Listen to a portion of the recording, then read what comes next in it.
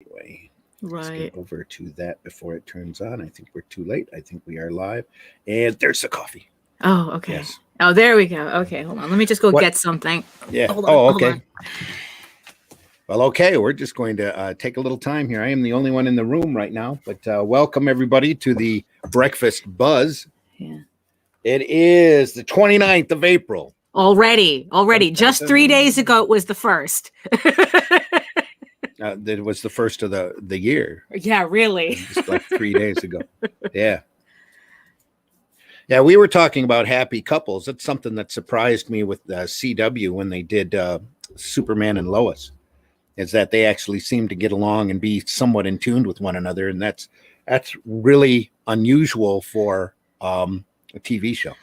Yeah, because it just seems like everybody is just drowning in their own miserable feelings and cynicism, and they got to take it out on anybody. Yeah, on everybody. You know, it's kind of that's something that threw me with the first year of The Flash. Hey, you're going to get all this power and it's going to be great, but you're always going to lose, and it's always going to be, your life's going to be shit. And blah, right? blah, blah. Yeah. Like, no, but yeah, I really do think that there was. I really do remember there was. I just don't remember the context, that there was an editor who says like, no, there's no happy couples in comics. Yeah. You know, and it's like, no, it's that's, you know. Just because you hire mediocre writers who can't figure it out, that's not the cartoon character's problem. Exactly. Jake and Sugar, I am going to put the link for the show in the chat, so you come in if you want, and that'll save me from trying to have to get over to Twitter since Jake refuses to be on Facebook. Right. Well, but there's the StreamYard link. You're welcome into the back room. This is another episode of the BrEaKfAsT BuZz. We appreciate you being here. Come on in, have a seat. Varian will be with us in a second. He has a important he's doing business call. It's Mr. Business today. Yes. It's just gonna get crazier. The more that Liberty's gonna catch on. People are, yeah. I told him he needs employees. He better get some in a hurry, because you're gonna have some retailers start ordering a bunch of stuff. No, you know what's funny? JD told me yesterday that a retailer actually reached out to us because of the Tall Tales Kickstarter, and we've never had that happen before. Well, you're starting to see. Jake, by the way, you're in the room. Welcome. Hi there. Hey, good morning. Howdy. We can't see that you're in the room because we're pouring coffee. Yeah. Oh, I can see that. It's really nice. I got myself a cup myself, though. It's a never-ending cup here. Wouldn't that be the dream, like having a never-ending stop of caffeine injections? Just carry around that IV bag. Oh yeah. Around here, we call those places IHOPs, International House of Pancakes. Yes, exactly. When you order a coffee, they bring you a hodl of coffee, and they say, "Here, you can have the cup, but take the jug." Right. Yeah. Those places you love. Yeah. Like, the only thing that I want to do in the US is just do like the Americana dining experience, like go to those Howard Johnson's, Johnson, Cracker Barrel. Cracker Barrel is good. Yeah. Mm-hmm. Watch your make sure your levels are good. Your blood levels and your your cholesterol is good. By the time you're done, I don't mind the cholesterol. Okay, fuck my life. Right. You'll be limping by the time you leave, or amputee a couple of legs. I mean, Bob Evans was pretty enjoyable too. Mm-hmm. Yeah, those are usually our convention stops. Bob Evans and some mystery pizza place. Yeah. I always like to hit the mom and pop places whenever I'm out on the road, because that's where you get the really unique food. Well, yeah. Eric, I do a lot of traveling with Eric, and he's a foodie, so he always finds these different restaurants that we have to go try, and they're really good. But it's also how I found out that apparently I can't handle pizza anymore. Really? Nope. Can't handle pizza. Well, does it because of the heartburn, because of lactose intolerance? I have no idea. I just know this. I eat gluten pizza. Sensitivity. It might be gluten. I know, like now it doesn't happen with Domino's, Pizza Hut doesn't happen with else. Okay. But if I go to any of these mom and pop pizza places, I need to go to the bathroom about 30 minutes after I eat that slice. Oh, probably because they use like real ingredients, so your body's not used to that. Yeah, That's why they call it That's 7 what it minutes in is. heaven. yeah, That's what it is. It's real ingredients. Yeah. That'll get you every time. yeah. Mhm. It's like, why is this happening? Yeah. This hurts. Good morning, critical blast is in the house. Good morning, trying to Oh, find a vein for hello. this caffeine drip. Yeah, Luke is in the yeah. house. Good morning, Luke. Hope Hello, you're doing good well. morning. Gabriel Voss says always enjoy the local delicacies, even if they sound too odd to try. That's right. And you'd be it's amazing too, because we've had local conventions here, and I've had people come in and go, "Hey, have you ever eaten at such and such a place?" And it's like, "No, I've never heard of it. Where the hell is it?" Well, we found this place off the expressway that's like a block away, and you know what? They serve alligator and possum, and it's amazing. And it all tastes like We're chicken. like, what? Why are you eating there for? Because it was alligator and possum. That's Because why. it was awesome. That's Yeah. why. It's like, oh, Awesome. Yeah. A friend of mine brought me some food. He was stationed in Korea, and he brought me some food. He's like, try this. And he brought it. It was frozen, and he kept it in those little ice boxes. And I was like, okay, man. So I'm eating it, and I got to this piece of meat that was really like it was ham, but it was really gamey. Mm. it was ham-like. It was ham-like, Ham-like. but very gamey. And Did I'm it? like, hey man, what is this? And he looks at me, he smiles, this shit-eating grin, Yeah. and he's like, dog. I knew it. I was going to make a joke, but it could go south really, really fast in this environment. Yeah. And I spit it out so damn quick. But it was it's like the way people get uptight when they go to like France or something and there's horse on the menu. Yeah. It's like, look, I mean, it's like other countries are a little different, okay? I mean, it's like it's the Anthony Bourdain lesson that it's like, you learn a culture by being with the locals. But I'll tell you this though, the best meat I ever ate, and it was served actually locally. We were surprised. It was a fancier restaurant that Monica and I were in. They served kangaroo. Oh, okay. And it was amazing. It was sauteed in a cherry sauce, and it was the smoothest, just melt in your mouth meat I've ever had. Huh. Luke says he had some food at a diner yesterday, and he hasn't been the same since. Well, it's diner food. That's how that's how it goes. Gabriel says it is a grease and cooking oil issue. Oh, yeah. Certain oils will act as a colonic cleanse, to some, and it mainly started after the trans fat free oils took root in the restaurant industry. Yeah, I believe that. I totally do. Yep. Yeah. The ham product. Ham-ish. Morning, Jay. Gabriel says if you had Chinese any amount in the USA, you likely ate cat or dog at some point. Wow. I can't say that's true. I can't say either. Although I remember a story where they did catch a restaurant here in New York. They were buying pigeons. They were stealing pigeons off the street. Holy crap. Yeah, the Department of Health had to get involved. It was a thing. Yeah, because pigeons are dirty as crap, man. Right. It's like pigeons themselves, like they carry like 17 different types of parasites that you can't cook out. Some of that stuff. You can't cook that off. And the beautiful thing about, come on, too. New York pigeons. Yeah. And what it was that there was a dude with a net who was going around catching pigeons like he was fishing. And people were trying to figure out who this guy was, and then it turned out that he was selling the pigeons to I don't know if it was a particular restaurant or several restaurants.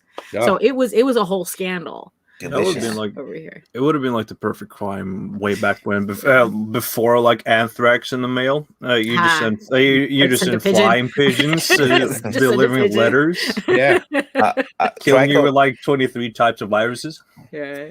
Trico said variant spam. Also variant. This is gamey. What is it? Right.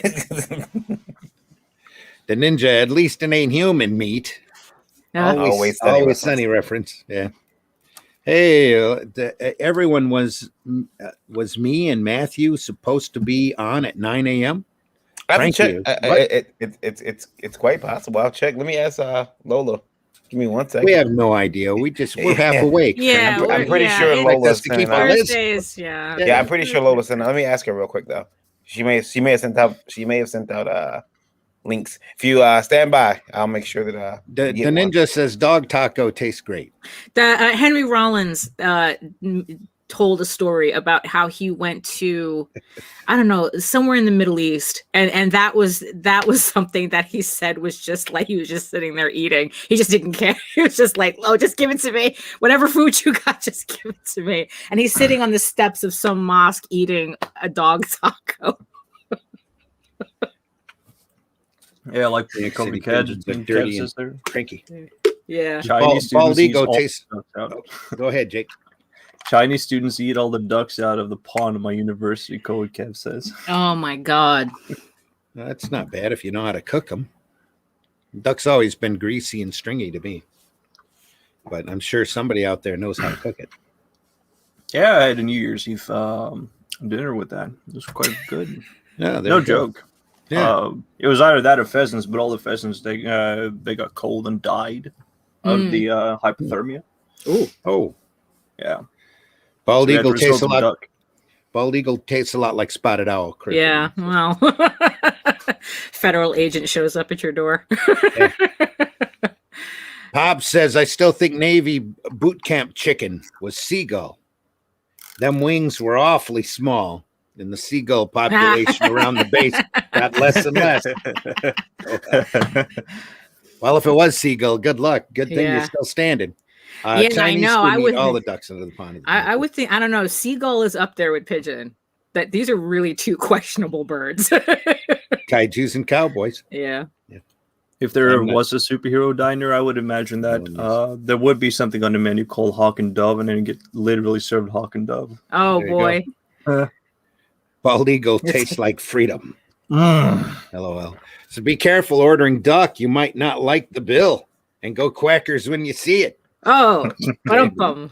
Okay, but yeah. Way too early for that kind of. Yeah, really. Maybe not too early. Maybe it's the only time.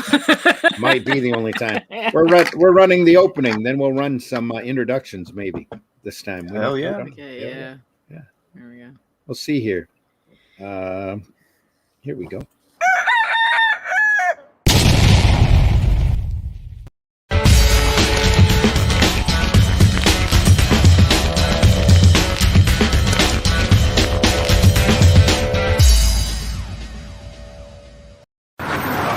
Drop the taco. Get in the car.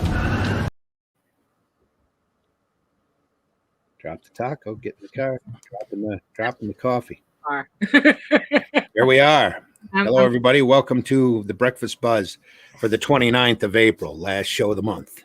Wow, God, Maybe. already. Maybe, Is unless we come back on what is it, 31 days in April? Oh no. Oh, there's Eric. Hi. Hey, good morning. Hey, Good morning. Morning. Varian is still on his call, so we're waiting for him to get back in. Hello, everybody. I am your co-host, Randy Zimmerman. I'm a longtime creator of alternative and independent comics. I've done just about everything in this industry that you can imagine for many years, from retailing to coordinating conventions to creating properties to printing books to everything. So now we're here on Indie Volt and talking about our experiences, and we welcome everybody here listening. Our co-host is Varian, who I think is back up. Yeah, I'm here. Hey, I'm going to switch places. There you go. Take it. Take it. Hello, everybody. My name is Varian Grant. I have been making comics since 2008. Further pissing on the legacy of others who come before me. I am a comic book artist. Is that a legacy? Is that what they call it? Yeah. Okay. Pissing on the legacy. Get it? Pissing on the leg. I'm so funny. It's too early in the morning. Yeah, no. It's I'm gonna need some caffeine. Caffeine. I almost said I almost said cocaine. I don't do cocaine. Wow. Don't What's do wrong with my cocaine, words dude. this morning? Anyway, yeah. So I'm making comics 2008. I'm a comic book artist, writer, publisher, father, husband, geek. I can't speak. Wow, what's wrong with me? But yeah, that's Thursday me. morning. Yeah. Thursday morning. Yeah. I need things. Okay, let me see. Frankie B, you are on the air. Hello, what's Good up? morning. So I was like, Morning. I was like checking my watch. I was like, yo, man. You expect us to start on time? What do you think we are, professionals? Yeah. Actually, Matthew was going to bed. He said, yo, Frank, he said, I don't know what's going on. Then they say 9 a.m. And I said, yeah. And he said, well, I got to go some sleep. So I don't know. I think he might have went back to bed. But yo, I'm here. So, we'll make this happen. We've been trying to delegate authority for a while. Message him a link. So Yeah, I don't know. Oh man. I had to check Lola's book. I'm like, wait a minute. Because I'm thinking, do I want to go in there and wake her up? Or do I? And I'm like, it's not Lola's book. Then I thought, I said, Eric. And then by the time I got back, you were already here. So listen, I've only got about 10 minutes, so it's really not about me. I just wanted to make sure Frankie was on here to talk about this awesome kaiju cowboy project. I've got like landscaper coming here in about 10 minutes. So there you go. Yeah. And I want to let you everyone know this is day 2 after my second dose of the shot. Congratulations, sir. So I felt the pain yesterday. I felt it a little bit. Like I had worked out early in the morning, did some strength training, and then I said, "Oh yeah, I'm gonna go get the shot." And then I was like, "Oh man, that might not have been the wisest thing." I was achy. No, my arm felt like it was gonna fall off. I know. It's like oh shoot. I was all like, "Woo." Yeah. But this morning it's much better. I'm actually That's just good. moving around. I'm like, all right, this is all good. I got this. We want to remind everybody we are TVMA DLSV, where the V stands for vaccine. Yes. You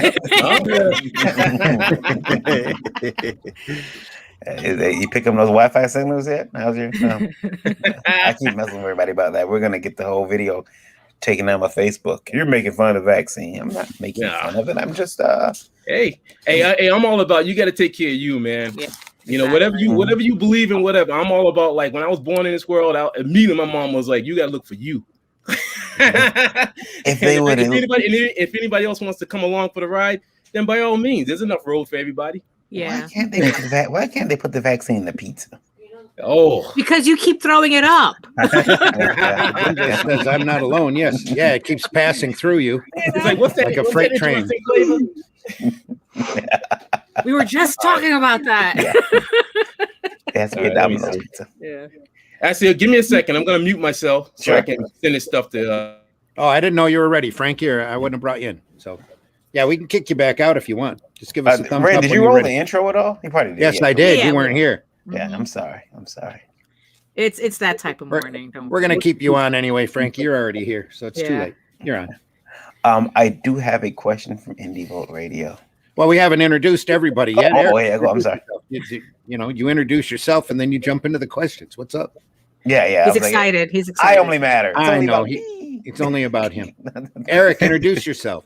Hey, I'm Eric Hodson, creator of Dreaded Dinosaur Man. I'm at Dreaded Dinosaur Man on the social medias, and you can read Dreaded Dinosaur Man on Tampus and on Webtoon. Cool. I do other stuff too, but I'm short for time. Eric's only going to be with us for a short while until the landscapers get here. Get there. Daphne Lage is also with us today. Daphne, introduce yourself. Good morning. Good morning. My name is Daphne Lage, and I'm a cartoonist, illustrator, and comic book artist from New York. And I've been self-publishing comics since 1992. I am known for the funny animal fantasy Tall Tales and my medieval drama, Ego Raven, Heir of the First Unicorn. And you can read both of my comics at talltalesonline.com, TAILS, and egoworks.com, EGOWORKS. And you can watch my videos on how I make these comics on YouTube at Daphne Lage, LAGE Art. Sweet. Jake is with us also in the house. Jake, you want to introduce yourself, or do you just want to stay anonymous? Can't stay anonymous forever, sadly. Hey, hello, my name is Jake Twister. I'm a Norwegian comics creator, entrepreneur, future up-and-coming comics legend. And I just got my comic in the mail just today, and I cracked it open, and I discovered that, oh my god, the pages are all fucked up. Oh, So yeah, no.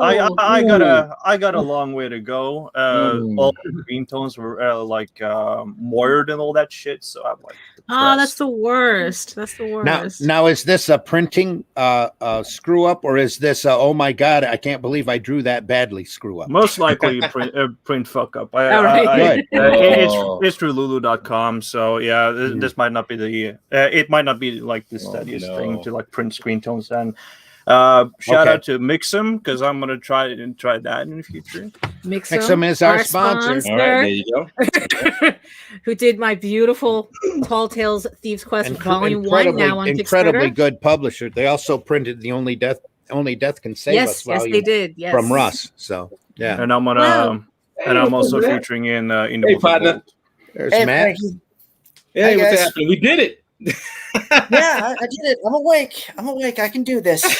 Perseverance, brother. Perseverance. Yeah, We'll have the rest of the I'm day on- to sleep. Don't worry. Yeah, I'm on the West Coast. There's a 3-hour time difference. Oh, so- no. Oh, it's only 6 a.m. where you are. Then We're at least sorry, it's sunny sir. out. Yeah, well, no, it's fine. I mean, I work night shifts, so I'm used to staying awake. at And you this time. echo too. Ah, crap. No, you're all right now. All right. Introduce yourself, Matt. Hi, guys. My name's Matthew Blair. I am the writer and co-creator of Kaijus and Cowboys with this awesome guy, Frankie, here. I've been, let's see, how long have I been creating comics?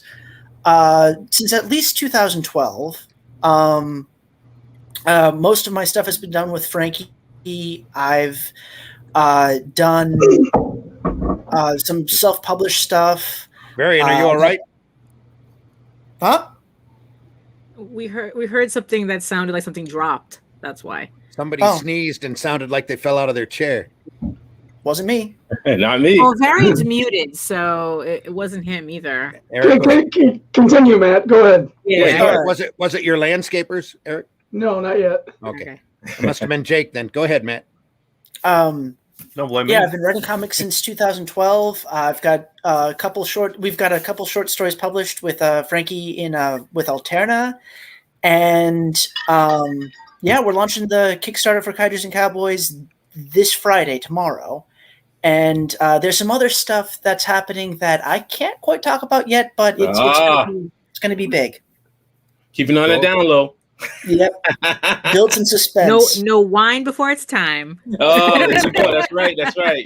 You got to keep them coming, right? You got to keep them coming. It's all Yep. about the mystery. Yep. For our radio audience, we're also joined today by Frankie B. Washington. Oh, Frankie, that introduce guy. yourself. buddy. Jeez. Too much. Yeah. Too much. Too much. Even in the morning time. Come on, Hey, bro. Frank, this is Frankie B. Washington, and yeah, I've been in the business for a little bit. 30 years in the art industry. I would say I did. Oh, there you go. High five. Yeah, we're the OGs, man. Yeah. We're in it for the end game. Yeah, exactly. When was your start? What was the first book you had printed? Oh, 1991. That would have been my own book, Peace. It was called Wow. Peace People. I grew up Whoa. in Boston, so anyone in Boston, they probably remember that book. Ugh, what a horror. Special high five. 1 year before me, sir. Yeah, there you go. There you go. So I got that out. And then pretty much I bounced around. I did a lot of stuff in advertising, film, did some film stuff, animation as well, and then gaming. I was just one of those kind of artists, those illustrators where I wanted to get a little taste of a little bit of this and that. Because I used to get people, they'd be like, oh, you should get a portfolio that's only like this way and whatever. And I'm like, no. I was like, I want to get a little. I said, before I leave this world, I want at least, if they look back at me, they go, man, this dude did this, just crazy stuff. So anyway, let's shoot up way back up to now. I'm a huge Kaiju and Super Robot fan. Right behind me, I have like Mecha Godzilla, ton of Godzilla, Super Robots and stuff like that. I'm a big fan of it. Shogun Warriors inspired me to be what I am today. Oh yeah. And so I'm trying to keep the legacy, man. I got to meet and speak to the man, Herb Trimpe. I even called him Dad. Oh, did that? Really, when I met him. And and so to me, it's like the legacy. I'm looking at it like we got to continue this. So what Marvel was doing, and when they did Godzilla and Shogun Warriors, it's like I sort of do the same thing similar to what me and Matt are doing with Kaijus and Cowboys. Just trying to keep that fun sense of just fun action escapism. Hey, That's pretty much it in a nutshell. Shades The are major a good touch, inspiration- Marion. Shades are a The good touch. there major we go. inspiration Yes. of the whole thing. Like Yes. Yes. I am but a flea in Yes. this magnificent venture we are embarking upon, and it's all him. Oh. Who, me? Am I persuasive? Chugga says, I joined you guys, but I had You're- to work over a little Oh, from man. work, and I only had a couple of hours of sleep. So, Oh, there you go. So, There you go. Yeah, it sounds like Yeah. excuses to me. Yeah. Yeah. Oh, I can no. relate. Sleep Sleep is when you're- important. Remember that. Yeah. Wellness Yeah, is no, important. for real. I've been in the game for a long time. I can tell you that right now. You know, when I was in my 20s, I was hard-headed. My mom was she was like, boy, you're going to be hard-headed. You're going to drop. I said, all right, Mom, I'm strong now. But as I got past 30 and 40, I started looking at my life going, you know what? I want to be in the game just a little bit longer, So, yeah. you No, gotta there was a yourself. manga artist that I remember, like he had said that for his entire life, he made sure that he got proper night's sleep while all his peers were burning, the oil, and they would tease him for it, saying that's like, oh, you're not working hard enough and this, that, and the other thing. And now he says, well, who's laughing now? I'm the only one left alive. Yeah. Something that's funny, man. Yeah, I'm like just regimented. lost That's Matt. why I'm like, Matt, come back, Matt. Yeah. I'm always getting these cats who contact me. They're like, oh, dude, I want to do this late night interview with you. I'm like, dude, I'm in bed by 6 p.m. I work out. Me and my wife. I'm up by 2:30 a.m. in the morning. Oh, and then there I you work go. out with my wife. Me and my wife work out like 4:30 a.m. Wow. I'm regimented, man. Everything's like laid out. But I wasn't Well, always good, like good that, for you, though. Good for you. I wasn't like that all the time, man. I burned the midnight oil all the time. I was like a doctor on call. The job would come in, they'll be like, yo, Frank, we need you for storyboards. I'm right here.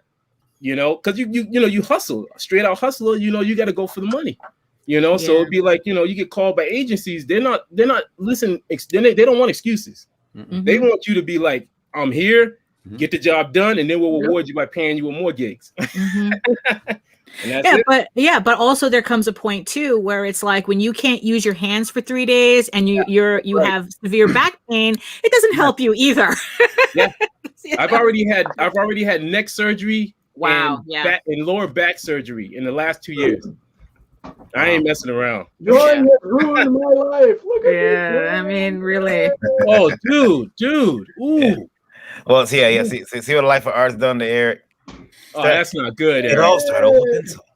Boy, did you give your ear up yet? Did you give your ear up yet? Who was that? Rembrandt? No, that was Oh, no, that was Van Gogh. That was Van Gogh. Van Gogh. Van Gogh. Van Gogh. Van Gogh. Van Gogh. There you go.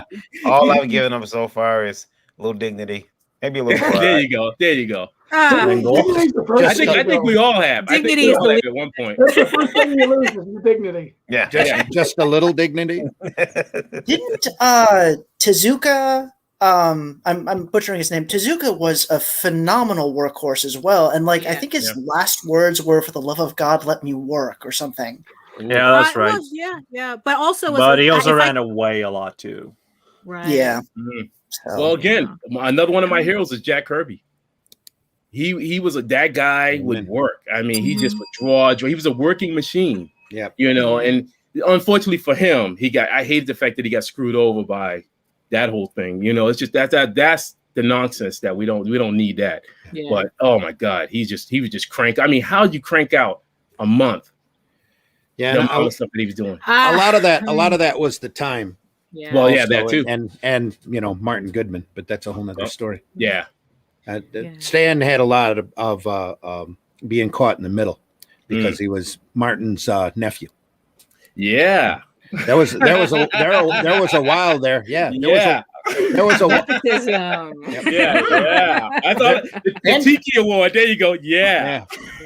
and a drinking problem too. Yeah. There was a while there he was the only one up at the Marvel offices back in the early 50s, and there's a lot of give and take where Stan is involved there. He kept a lot of artists alive and working, doing short story work, and that he used to stash in a closet until Martin found it.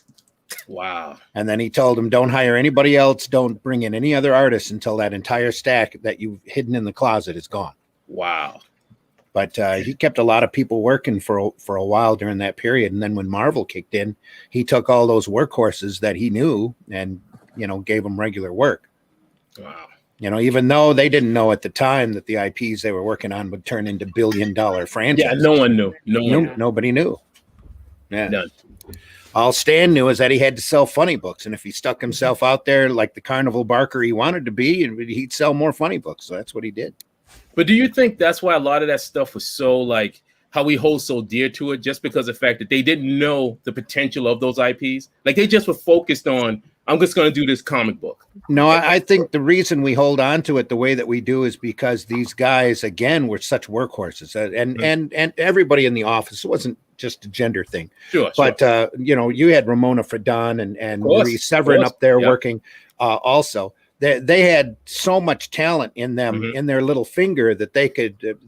Kirby's creativity is unmatched. Yeah, I think John Buscema's page output is unmatched. Because these guys worked without thinking. They just did the job. And when Kirby was creating, he didn't think movie. He didn't think any. He thought comics. I want to wow the kids. I want to wow the kids, so I get to do this book again next month, so that I can feed my family drawing comics. That's what he was thinking. There was the story you were telling the other day about Toth, where it's like he pretty much defined all our childhoods with Herculoids and Space Ghosts and everything, and he could have cared less. Oh, he thought it was absolute garbage. It was throwaway work for him. Absolute garbage. Didn't see. I mean, it's like they just worked. But you go back and look at the design work that he did. You just marvel at the fact that a lot of the stuff he kicked out in a day without thinking. Oh, you need a villain for Josie and the Pussycats in outer space. Here you go, done. I think I have a deja vu now. And you go back and look at the character sheets on there, and it's a marvel of design. It's just incredible the work that he did without thinking. Well, Kirby's the same way. Look at the stuff he created, especially once he was allowed a free reign, like over at DC. The stuff is just insane. And then when he came back to Marvel in the 70s, I was a big reader. I used to hate his stuff because it was horrible. I'm sitting there looking at it and going, this is a giant toad. Black Panther's fighting a giant toad. What's going on? That kind of stuff. But the older you get, the more you look at it, and the more you realize this stuff is just pure imagination. Pour it into the page, kicked out within like a 2-week period. Jack sat there. Now, do you think that this is a renaissance? Something like that is happening right now with the indie market? Oh, yeah. In the sense of the renaissance? Yeah.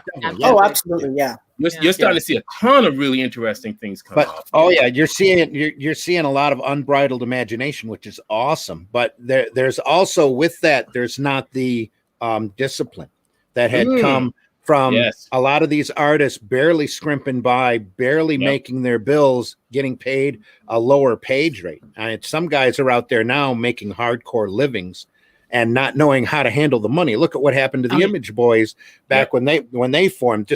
They had more money than they knew what to do with. It was superstars. Yeah. I think Rob Liefeld was he was barely 20 when that happened to him. Yeah. But you brought up a good point about that sense of discipline, because I think from some of the stuff I've seen, I always feel like there's almost this mentality of the cart before the horse. Yeah. It's almost like it's not even an idea of looking at the book. Like we're looking at Kajus and Cowboys and we're saying, okay, we're just going to do our story and such. But you're seeing people go, well, where's the toy figures?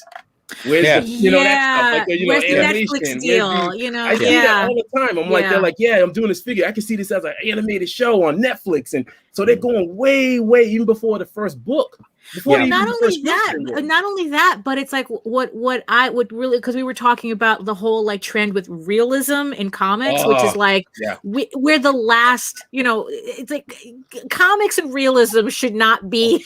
We were talking about that, weren't we? Right before we come on. Yeah, exactly. And the thing is, though, it's like, so you have people who only look at their comic book work as the next Netflix deal, as the toy line.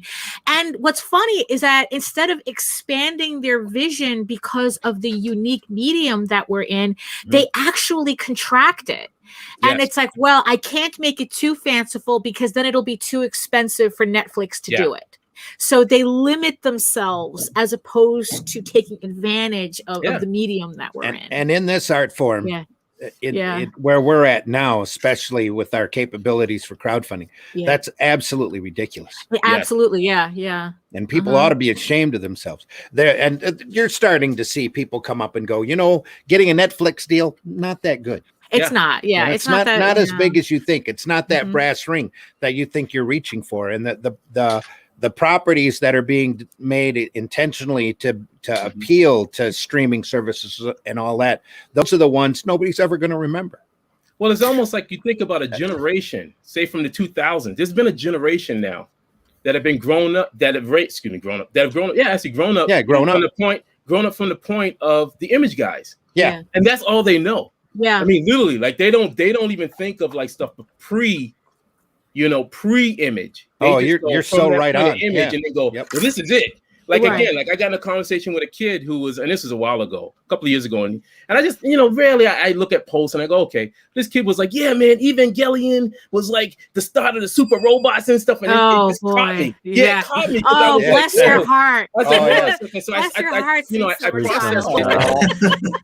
processed it, but see, this is the thing, because we have to take it a step further. We can't just come in and start bashing somebody for their thoughts, because honestly, they don't know. They may be ignorant. They may be ignorant to this stuff out there. So I said, I came in there and I said, look, I just want to just advise you. Well, not advise you. I want to just let you suggest to you that you should check out some of this other stuff. Right. This is the stuff that started Tessagen 28, Astro Boy, these kind of stuff. And then it gradually built up to Geta Robo, Grandizer, Gaiking, Dangardes, and then eventually Robotech, Macross, and then and then Gundam and further on. So I said, just take the time, maybe just look back at it. I'm not saying you have to throw yourself immediately at it and immerse yourself into it, but just be open to the fact that there was stuff that came way before.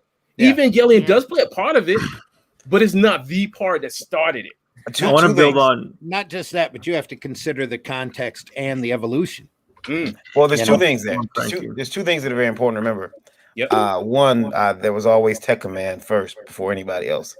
Tech Command. But Evangelion has, bar none, the best theme song in anime history, and I'll fight anybody who says otherwise. Oh man, we all have our favorites. Everyone's gotta like this. Everyone's gotta like what they like. Come on, that's what I say. Everyone's gotta like what they like. That theme song was epic. In the back lot, 4 o'clock. All right, I'll see you. I will be honest. I'll be honest with you. I've watched the various versions of Evangelion, as well as I read the mangas and stuff. And I'll tell you right now, the only time I really enjoy is when the actual giant robots are fighting. And everything else, I've still lost it. I look at it and I go, in my mind, I appreciate it for why it exists, but I still think it's tough that if a creator has to keep redoing the same thing that you did before, there might be an issue with that. Like I've yet to see another redo of Akira. Right. Well, you know what I mean? Like there's not Akira. There's not the lack of trying. Not the lack of trying. I'm just saying. Isn't he on Akira 0.30? Something like that. It's like, dude, Princess Mononoke. Yeah. I mean, there are, like I know the first time he said he didn't like the ending because he was going under he was like, he was depressed. And then I'm wondering how many times it's like, you know what? Look, I want to be honest with you guys. I was high. hey, that's how you. Sometimes if that's what it takes to make great art. But with that, I still say that it is amazing. It really is. Like I love it all because again, if we don't see this stuff, then me and Matt won't succeed in what we're doing. Yeah. I'm happy. Like when they talk about Godzilla and Pacific Rim, I'm like, more. Really. It helps exactly. Us. It's like it's like we were talking about Godzilla versus Kong, and I'm like going, anybody who says this, anybody who says that this is a crappy movie is completely missing the point. It's like, I literally at one point, it's like, but Godzilla, it's called Godzilla versus Kong. Yeah. That's all you need to know. Yeah. I true story. At one point, I had a coworker, and this was right around the time when the first Pacific Rim movie came out. And I was like, "Oh my gosh, you have to check this out!" And she was like, "I saw it. It was boring." It's like, you have no soul. You don't get it. It's like it's the people. It's like oh, it's just robots fighting monsters, and it's like yes. like what else? What else? It is a genre that has existed for years. You know, it's that's like the thing about it. It's a genre that's existed. Look at Ultraman. Marvel's printing Ultraman now. Yeah. Just take a moment and sit back and just soak that in. You left out the word trying in there. Well, they're trying, but again, look it's still being seen by the West. Whatever little bit that you get, that just filters into the mindset of these youngsters now. Right. Because that's the thing. I don't see a lot of people, and I look at some of the oldies like myself and others, where they get stuck in that whole thing. Like they're thinking like the 80s and 70s. And the thing is that this is 2021. There's a whole new base that knows nothing about the 70s and 80s and can care less. The thing is that they got to have their moment. But with that said, we can still plant some seeds in there. Yeah. You know, we can. Yeah, and Mark Millar and Robert Kirkman have literally made their careers off of the fact that they're expecting people not to remember the 80s. Yeah. Right. Yeah. Well, and the thing is, though, not for nothing, too, there's a lot of things that I didn't learn to appreciate until I was much older. Yes. So these kids might be saying, that sucks now. Yeah, But you know what? 20, 30 years from now, they're going to look back. It's like, oh, now I get it. I just want the cycle to continue.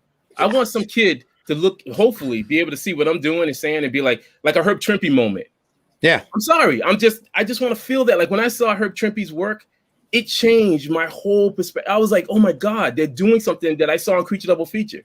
Mm-hmm. You know, when I watched on Creature Double Feature, I was like, oh my God, monsters. And like the possibility that I could be doing that one day.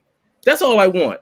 That's, some kid coming up to me going, man, I got this idea for this creature. And then I'm just, go ahead.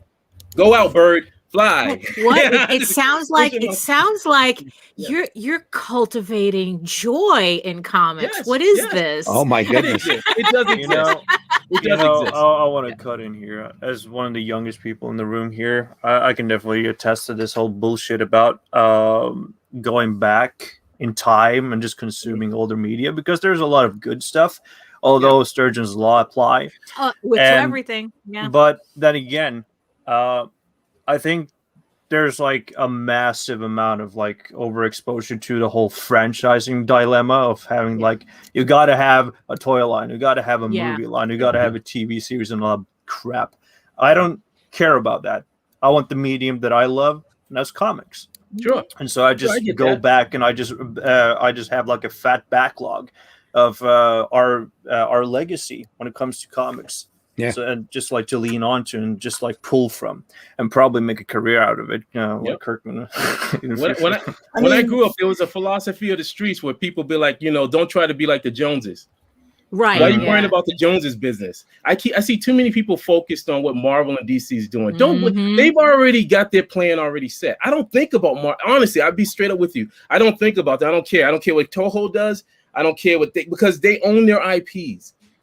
You should be worrying about your own stuff. You think Robert Crumb was sitting back saying, "Oh man, I'm not going to do Fritz the Cat or that stuff," or the Ninja Turtle guys? They just sit there and go, "Oh, because of Marvel's not going to hire him, I'm not going to do the Ninja Turtles." They did it. They just did it, and they didn't sit there and they didn't blast. They didn't throw Marvel on blast, or they didn't put DC on blast. They just did it. If you want to do better, and many of my mentors in my past told me, they said, "Frank, you know how you want to win? Just do better. Do a better product. That's it. Don't sit there every day looking at the other person like Coca-Cola is better than Pepsi. You just do better drink. Living well is the best revenge. Absolutely. That's it. Absolutely. That will be the best revenge. Because then you can sit back and just smile. Just be like, well, I know I'm good. Right. Yeah. When you sit back and say, well, I have 20 plus issues or over like several thousand pages worth of work that I did for me. Yes. Evil Ernie, Lady Death. Yeah. God knows. Geez, hack and slash. I mean, whatever. I mean, these are the things that have longevity. You should be focusing on that stuff. I've never ever seen those. I've never seen Brian Pulido and those guys be throwing stuff on blast. He just was like, absolutely not. Especially Brian Pulido, hardest working man in comics, really. Yeah. He was like, I'm doing my own thing. He's too busy cultivating his joy. Yeah. I love watching his videos now. They're a joy, man. He's all about. He's like, yep, Lady Death. Like right on, man. And what's cool about Brian is he's not afraid to go out and spread the love. Here's my formula. This is how it worked for me. You can make it work for you. You might have a different niche or a different genre that you want to work in, but this is what I wanted to do. This is what I ended up doing. This is how I made it work. You can make it work too. And that's real. Really cool. Yeah. Keep it real with people. I always say talk from the heart, man. When I was when I was starting out, man, I had many people, and trust me, they weren't as nice, man. And this is the time before like internet, where I literally had to go meet people and they'd be like, all right, idiot. No, if they even gave you any information at all. I mean, you had mentioned you had mentioned that we lost him. Matt again, gone. Yes. That are you published through Alterna, or you have one of several? We did a couple of stories during it came out on Wednesday. Cool. Okay. Good. Through that book. Yeah, we did a couple of stories. We actually did this one right here, Team KS1. This is one. Okay, there you go. So the thing is, so and you brought up the thing about, it's like, at least, because back in the day, to get information, you had to practically fight people for it. Yes. It was like people were like, "Oh no, you're going to steal my idea," and then it's like now it's like, "No, here. I want to share this with everybody." You had that part, but you also had people too, which I don't know. As a kid growing up in the '80s, for me, I just remembered that there was a ladder. Like my first thought was when I looked at a Marvel comic book was that somehow I was better than the people drawing in the comic. I didn't have that. I never had that. I had the idea that you work and you climb a ladder. You know, you climb the ladder, you go through. So that means that, hey kid, go get my coffee. Oh, yes, sir. Yes, ma'am. You run and you do the job and you build up. You begin to build up and stuff like that. So I grew up with that mentality. So when I went and talked to people who worked in the industry, like Rob Stoll, Gray, and a couple other cats, when I went up to New York and stuff, they were like, yo, man, all right, dude, I'm gonna tell you like this, blood. This is how it is, and such and such. And they were just very straightforward. They didn't believe in like the little jokey or whatever. They were just like, this is how it is. You want to get in this business, you gotta toughen up, you want to draw, you gotta do this and this. It was just straightforward. But you gotta be open. You gotta open your ears and your mind to that possibility. Now, a lot of stuff they said, some of the stuff didn't work, but I kept the stuff that did.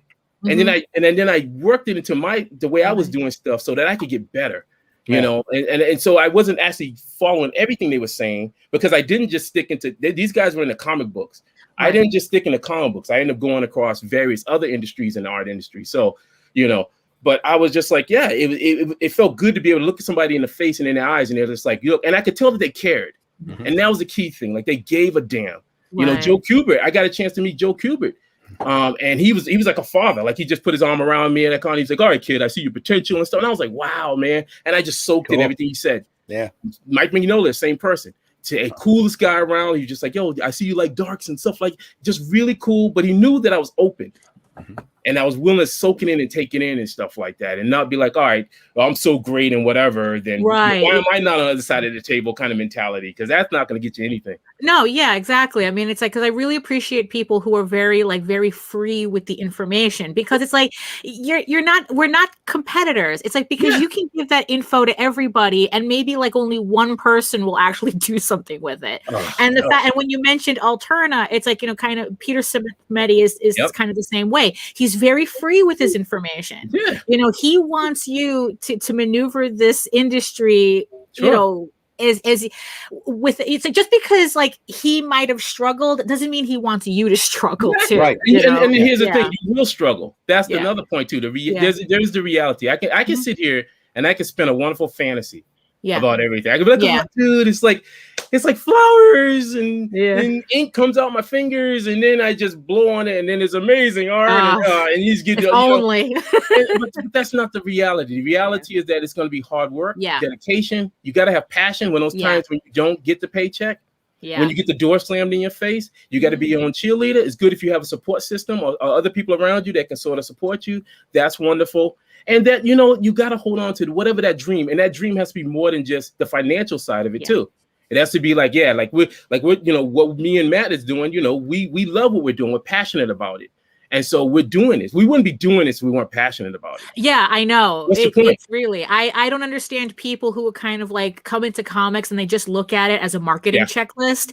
Yeah. And it's like, how do you work how do you dedicate time to something that you kind of don't care about? You know, it's like I don't, because they're looking at crowdfunding to make money. Yeah. That's the thing. They're looking at and then they get angry at people who do very well. Not looking at the fact that why are these people doing very well? Right. I see that a lot. Yeah. It's like, because it's like no matter what happens, my main goal in my work is to tell a story, is to tell my story. Yes. Everything else is just bonus. Yeah. As long as I can tell my story, I'm doing what I want to do.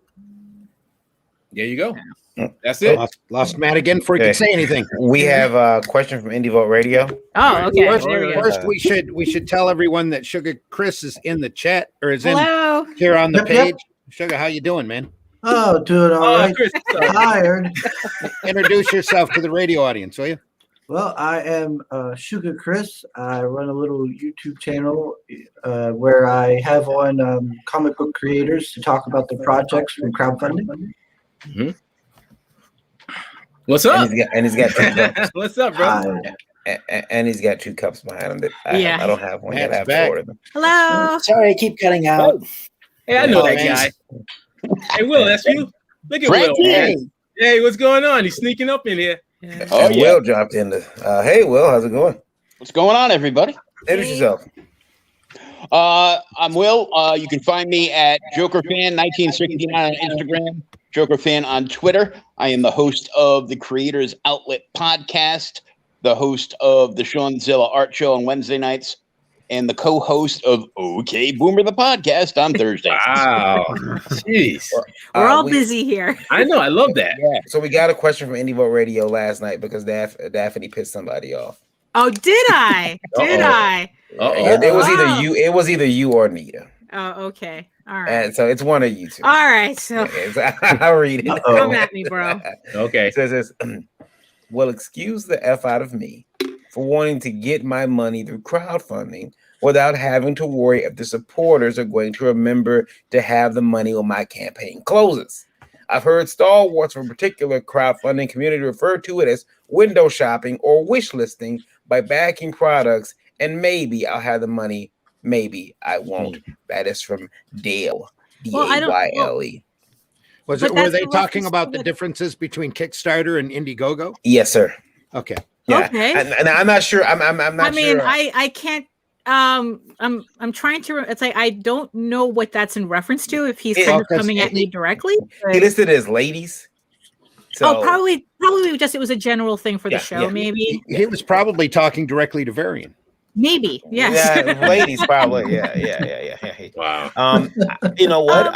Well, the thing is, so if I understand the question, I mean, the statement. The statement, yeah. I mean, to tell you the truth, I kind of didn't understand it. Mm-hmm. No offense. Mm-hmm. He's basically saying that he likes to get his money. He likes to know that his money, like when they back it, the money's coming. If they spent it already, because Kickstarter, you gotta wait till the campaign is closed before they charge the cards. Some people sometimes forget.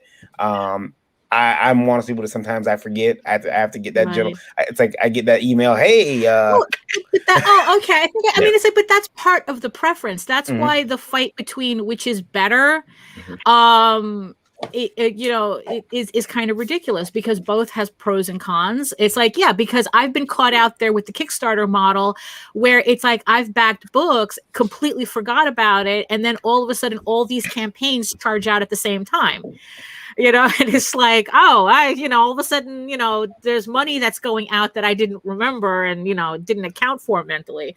It's like I like the Indiegogo model better when they just take out, like, if you buy something, you bought it, you're committed. But that's a preference thing. It's like, okay, I'll excuse you then. I mean, choose the platform you like the best. Do you prefer Kickstarter over Indiegogo? Well, it's not that I prefer it. My main audience is on Kickstarter. So that's, so I prioritize Kickstarter over Indiegogo. Although in January I have a trade paperback that I'm going to be putting out, and it's going to be the first one I'm going to try to do on Indiegogo. I'm going to do a Kickstarter, a 30-day Kickstarter, and then a 20-day Indiegogo. Sure. Just to kind of like test those waters because it's two different audiences. I know that the thing in Indiegogo has been a problem is that people paying first and they're just not getting product. But that could happen, and that could happen on either platform. We lost It Matt can happen again. on Kickstarter. Yeah, I Oh, mean, yeah. It can happen on either one. Yeah. All right. Yeah, I mean, it's like there are Kickstarter campaigns where district attorneys had to get involved because Really? they were not delivering at all. I think one was a board game. There's an infamous one. It was like a Cthulhu board game that never delivered, and I think like the Ohio district attorney got involved. Oh, that's unfortunate. Yeah, that could happen on either platform, but in the end, the point is that that's the creator, not the platform. Sure, that's right. So that's the thing. You have to you kind of have to vet the projects that you're going to support. So yeah, if you see that this is their first project and you have, our book is done. Yeah, really. You want, I just want to put that out there to the chat. Our book is done. For real. It's like I have a Kickstarter now. I had the proof before the Kickstarter even started. Yeah, it's like I have more proofs coming for future Kickstarters that I'm putting together. So That's so when those come out, I go, look, the proof is right here. Yeah. So we're all set with that. Yeah. Oh, did we lose Matt again? Oh, yeah, no. we did. I guess. In and out. Dang. But that's the thing. Oh, and in reference to yesterday's, conversation, choosing Kickstarter and Indiegogo is not a morality play. Yeah. You're just choosing one platform over another. That's it. It's a toolbox, and you're just choosing whether you need to use a hammer or a wrench. It doesn't mean anything else. I just thought I thought the whole thing of the business creed was nothing's personal. It's not supposed to be a personal emotional thing, unfortunately, too many people in the business right now are more community interested instead of industry interested. Right. Yeah. When I bought comic books. Like if I happen to go inside, whatever, a comic book store, and I happen to see Punisher over there, I'd be like, oh, that's Punisher, but the Thing or whatever. There was never, or something more indie. I would just be like, oh, I like that and whatever. I wouldn't get into some. Yeah, it seems to be it seems to be like a media wide thing, not just comics, where people are thinking that they can consume their way to activism. Yeah, and that's not how that works. Yeah, I agree. And it's so interesting to see how hard the pendulum has shifted and swung. Like back during the underground movement, the 60s, 70s, and early 80s, people put out books on purpose to try to offend people. Yeah. Does this upset you? Does this upset you? Well, how about this? Does this? Right, that's why everybody thinks has the opinion of Crumb that they do. Right. If they have a negative opinion of Crumb's, that they don't understand that Crumb was out there on purpose looking to see if he could offend you. He was the original edgelord. Yes. with sequential art. Does this make you mad? Does this make? How about this? Does this make you mad? But everybody is so scared. They're afraid to lay down their opinion or put out their art in general because they're afraid they're going to upset somebody. I mean, it's funny. We were talking about, looking back to the 70s and 80s, and it seems like we're going back to the 80s again, but for all the wrong reasons. It's like it's Tipper Gore all over again. It's Twisted Sister. It's Two Live Crew. Just lost Matt again. He's swinging in and out. But it's like it's the 80s without the internet. Yeah, exactly. That's the difference. Because if people had issues and whatever, you would have to either read about it, go to a con, and talk to certain people or whatever. It had to actually get to the Supreme Court first. Exactly. Yeah. I mean, it's so weird because I sit there and I see people, the occasional times when I'm not, not looking at working on my drawing board and stuff. I sit there and I go, what are you doing all that time that you sit on here? Yeah, no, when you're having this weird debate with somebody that you never even met or whatever. When you could be working, producing whatever that you want to produce. It's like, to me, it's just wasted time. It really is. And I remind people that don't let that year and a half focus group. Yeah. Don't let that year and a half or whatever we've had where we've been sitting at home and streaming rock you into a false sense of confidence. That's right. Conventions will be back. You will table in the same convention I'm at.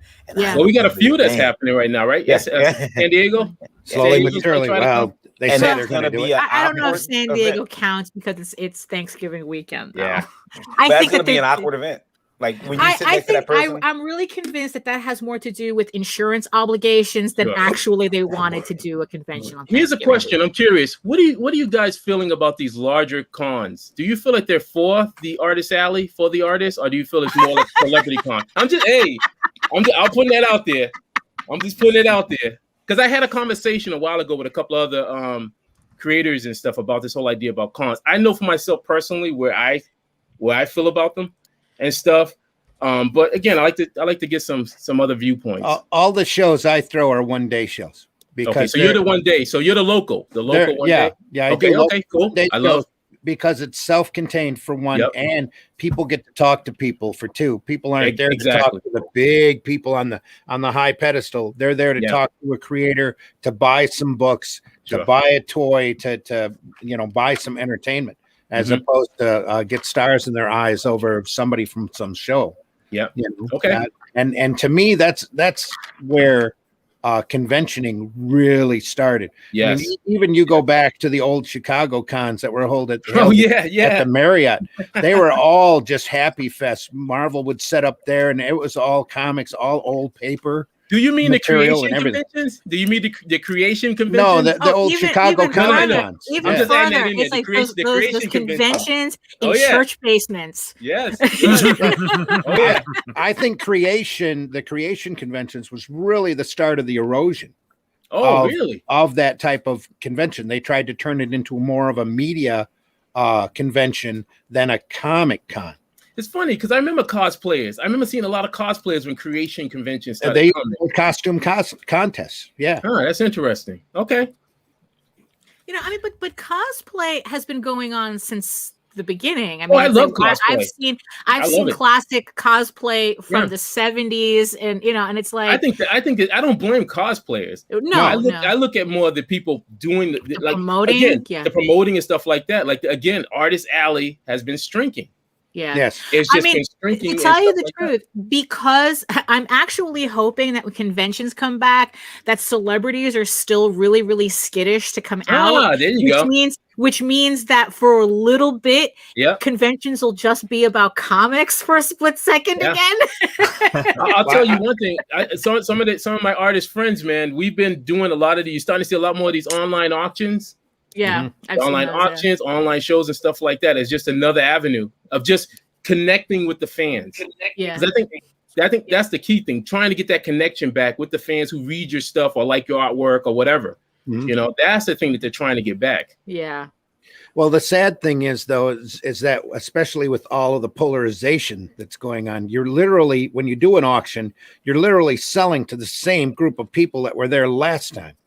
You've got such a self-contained crowd anymore, and now they're pushing everybody off into different platforms. And are you live on Twitch? Are you live on Twitter? Are you here on Facebook? Are you there on YouTube or whatever? Well, just the whole Indiegogo Kickstarter thing. It's like, well, I won't buy on Kickstarter. Well, I won't buy on Indiegogo. So it's like, and you're splitting me in half here. Irritating and ridiculous. Yeah. Really. Varian, what's our radio number? I can pull it up in 1 second. Give me her. Okay, 75 174. Cool. And you have other questions? Yeah, got one more. By the way, that's 75,000. Yeah. Whoa. 75,174 listeners. We're on internet radio, and we're all over the world. Yes. Oh. And who's the number one country? Who's the number one country right now? Right now, Brazil. Oh, bom dia, Brazil. What she said. Come to Brazil. Yeah, what he said. Yeah. We love each and every one of you. I'm not touching that. Bem-vindo ao nosso show do GB. Oh, man, look at that. Oh, not worthy. Not worthy. I always forget that Daphne, I'm slightly bilingual. Yeah. I feel so bad that I didn't when I was in high school and stuff. I didn't respect like Spanish and French. I just kind of thought it wasn't never seen as a serious, it was like it wasn't. Yeah, no, I get it. I completely. It was like, oh yeah, you can do it and whatever. And I would kind of, I did English. I loved English. I loved reading. I loved science. Hated math. Wow. Math. But in language, in Spanish is not tough. When I look back at it, I just wasn't. They never pushed it. as something that which I feel bad because when you see somebody who's bilingual and stuff, they're just like, and I'm like, oh man. You know, well, I mean, this is because I spent a lot of time in Brazil because a lot of my relatives are there. But I mean, when I was growing up, it was actually discouraged to be bilingual. I mean, Really? my mother had doctors tell her English only because you'll only Wow. confuse her and blah blah blah, and it's been a struggle ever since. So Who's ready for the universal translator? Yeah, exactly. Exactly. I'm ready for that, man. I'm ready. I'll wear that sucker. Guys, you're putting me in an awkward position now. Fuck. No. Yeah, I forgot about that, Jake. You're Jake, how many languages do you know? 4. Oh, there we go. Because it's just a groovy thing Jake, to which do. ones do you know, man? So there's English. Which one? Okay. So Norwegian? primarily it's Norwegian, and that's my mother tongue. Then there's English, and then there's like dormant memories of Spanish. When I went to the international school because I was forced to take Spanish there. All right. Also in like middle school and shit, and Swedish because I lived there a couple of years. Now, what you guys don't know is that Sugar Chris has another language he can speak. It's called Sim. We have to translate. He has to translate Sim to be like, what did he say? What did he have to translate Sim into English? Is that what you're saying? Yeah. And I'm like, what did Sim say? And he's like, I tell you one thing. We're watching the. Me and my wife are watching that show, The Circle. Have you seen it on Netflix? And it's just I'm thinking the movie. I'm thinking the movie. Yeah. It's like this reality show where people are just talking. Like some of the slangs, man. I'm still back in the 70s and 80s, man. Yeah. Like, what's up, dog? And then I'm just like, we keep saying, I'm like, I would lose on this show. I would not be able to, because the slangs are just constant, and the emojis and my age. Game of advanced Chinese whispers. Yeah. I'm still trying to get used. I'm still trying to get used to my guy. My guy, yeah. What are you doing, my guy? Because that sounds like really condescending. I'm still trying to get used to it. Indivo Radio wants to know. I sent my books away to a printer over 5 weeks ago with full payment. I've yet to hear from them. Would I be wrong for, at this point, blowing it up on social media? I've tried to contact them through email and phone calls to no avail. I think the first thing that you might probably better off doing, especially if you paid by credit card, is get your bank to do a chargeback. Yeah, be smart about it. Have they tried to call them? Have they tried to reach out and call them? Yeah, he said they have. Because you know what? When they see that money get pulled back from their account, all of a sudden you'll hear from them. Yeah. Well, I would still call them before you do it and let them know if I don't have a response from you by this time tomorrow, I'm canceling that. And keep records. Make records of everything. DEFCON 4 is like, that's the final phase where you feel like you got to pull something there's out. no reason. I mean, it's like that's the problem. Just because the internet makes it easy doesn't mean that that's your first line of defense. It is the most unprofessional. Me personally, it's funny. I kind of went through a little something last week where a client, I had did some work for this client, and they unfortunately didn't like it. But we were talking privately about it, and I said, okay, well, hey, I'll make it right. Now, when I use my terminologies, I'm using terminologies from like when I was in ad days and stuff like that. They technically wanted me to do what we would call a rip art. Morning, Brian. Which could be like it could be a rip off of art. I didn't think anything about it. It's like, because sometimes you work for ad agency and they're like, well, Frank, we want you to draw Pepsi, but not actually Pepsi. Right. And I'm fine. I just go ahead. But what happened, unfortunately, was that this person took it more to heart, and they thought that I was like really like emotionally angry, the fact that they wanted me to change it up. And so it turned into something, whatever. So I just thought it was done. I was like, oh, okay, we're done with it. And I said, I'm really sorry and whatever. I end up mailing the piece of artwork to them, but then they, at the last second, after I gave them the tracking number, wanted a refund. And at which point I told them that's not happening. And I was very nice and cordial about it. I said, look, I'm sorry. I just don't, the art's out. It's gone. And plus I gave you an option and you turned the option down. They literally turned the option of me redoing an art, new art for them. So I said, okay, we're good. I thought everything was fine with that until this person decided to try to throw me on blast. Online. Great. And then I said, okay, I'll contact. And I went on today. We're still friends and stuff. And I went on a thing and I said, well, look, I said, we had this conversation and such and such. And I said, people who know me know that I'm professional. I said, I've been doing this for 30 years. I said, I can look on one hand and tell you the people who I knew I never was ever going to do work with ever again. Right. I just knew literally on one hand. So that tells you something of my professionalism. I don't, I take this stuff to heart, because what you're doing is, for any artist out there, your rep means everything. Mm-hmm. Understand that. That means that you have to give quality work. Even if you feel like you might have undercharged for a job, eat it. Yeah. Eat it for that moment, and then whatever, if another job comes and you say, okay, look, then you can recalibrate. But regardless of what, you got to follow through with what you said. That's just it. And the thing is that if now the client, it's up to the client to accept it or not. I can't go to my mechanic and then all of a sudden be like, okay, dude, how much is it going to cost me? And they go, well, Frank, it's going to cost you $300. All right, fine. I $300, we agree on it. Next thing you know, they go, we looked at your car, and no, this is after I get it or whatever. And then they go, okay, well, we want to charge you additional $200. That looks a little iffy. It just looks a little so iffy, unless it's something that's definitely something that needs to get done or whatever. It's just things like that. I'm like, you should be able, you got to talk it out. Communication is the key ingredient before you start doing anything that's crazy, like this whole sense of, well, let me just throw it out there and whatever, and trying to hurt somebody's reputation, because that's what you're doing. Mm-hmm. You understand that that's a lot of power right there. You could destroy someone's reputation off of a misunderstanding. Yeah, it's like internet vigilante justice. Like it's on like the opposite spectrum. Like me and Daphne were talking about world policing by 12-year-old commie role players. Yeah.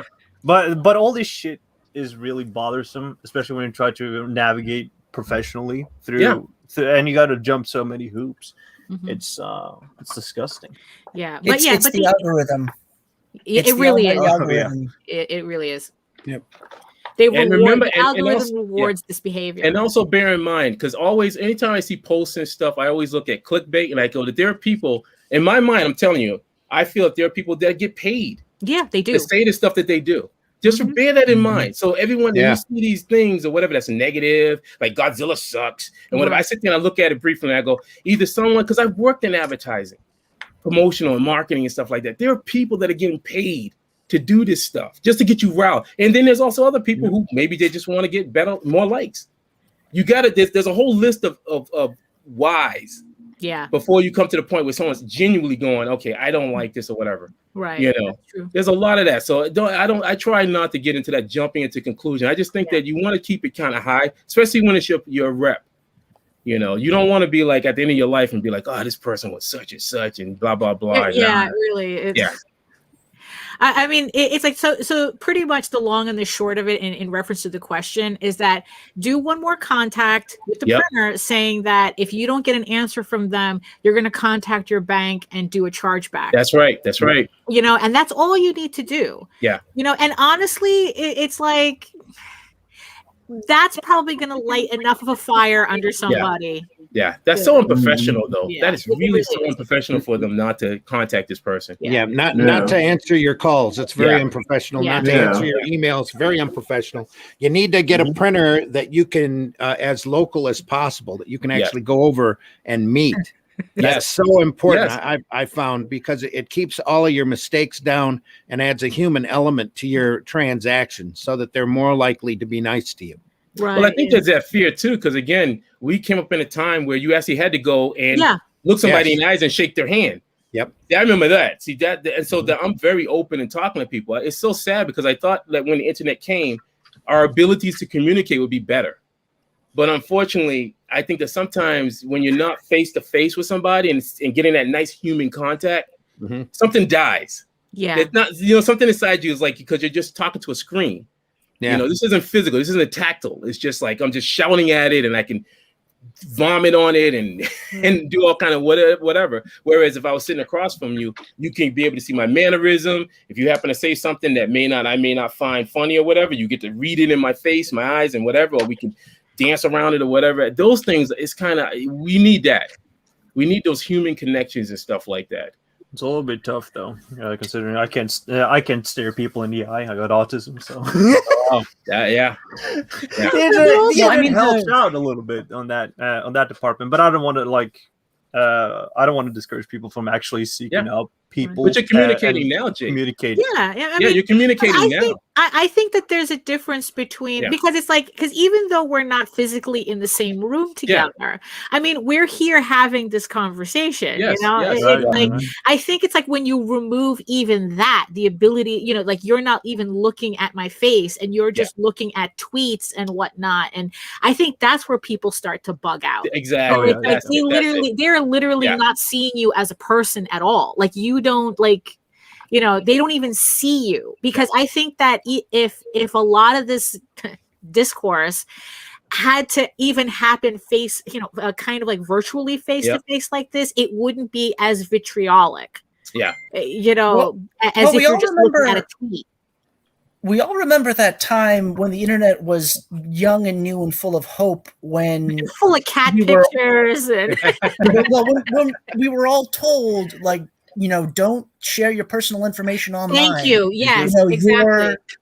Your identity in the real world is radically different from what is yours online. I think the term is metaverse, I believe, is what I've heard, is like the idea that what's going to be digital in the future is going to be like metaverse is transposing the real world into the digital world.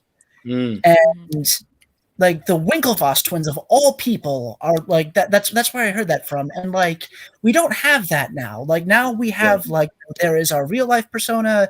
There is our online persona. And you know, we don't, what's the, like, and like, there's that false anonymity that being online provides. Yes. That like, you know, and you know, when you're anonymous, you can say and do anything you want. Yeah. Yeah, to build on that, Matt, there's also like the difference of navigating in the internet, because like the internet is just like a big like archival freezer. It like never everything forgives, that you it never forgets. Everything that you put in will be there for regardless. But people have changed like the whole navigation aspect of it to become instantaneous, so they live their life vicariously through actively posting things like they're happening in real time. And that fucks up with the perception of how they use the internet. And social media has propagated that and profited off that shit for such a long time that people find it just normal. They don't look at it and navigate the internet with like anonymous intentions, because now everybody's posting their fucking things in their bio, everything about them. Yeah, nowadays everybody. Weird. I'm sorry. Go ahead. Sorry, Daphne. It's just like nowadays, like everybody knows everything about everyone and is up in each other's business constantly. And there's no disconnect. Yeah. I mean, it's a weird combination of, you know, people acting up because they're anonymous, but at the same time, if you don't divulge everything about your personal life, you're looked on in suspicion. You know, so it's like it's you know, and it's weird. I mean, it's I don't know. It's it feels like high school. It really. Let's be honest. This is high school. You got the cat that's out there that says something. I remember when dudes would be like, "Yo, that dude said something about your mom." Right. You know, yeah. and then they'll get you going, get you riled. Like, what did you say? You know, and then the next thing you know, it'd be this whole big mess. Yeah, but the difference is that then you duked it out. Yeah, you duked it, scrapped it out. Of your system, and then you went to lunch. I made some good friends that way. Hell, like, hey, all right, we're good, dude. We're cool. Yeah, but no, it's true. It feels like high school. It feels like, you know, well, look what she said, look what he said, and then that person that started that whole thing.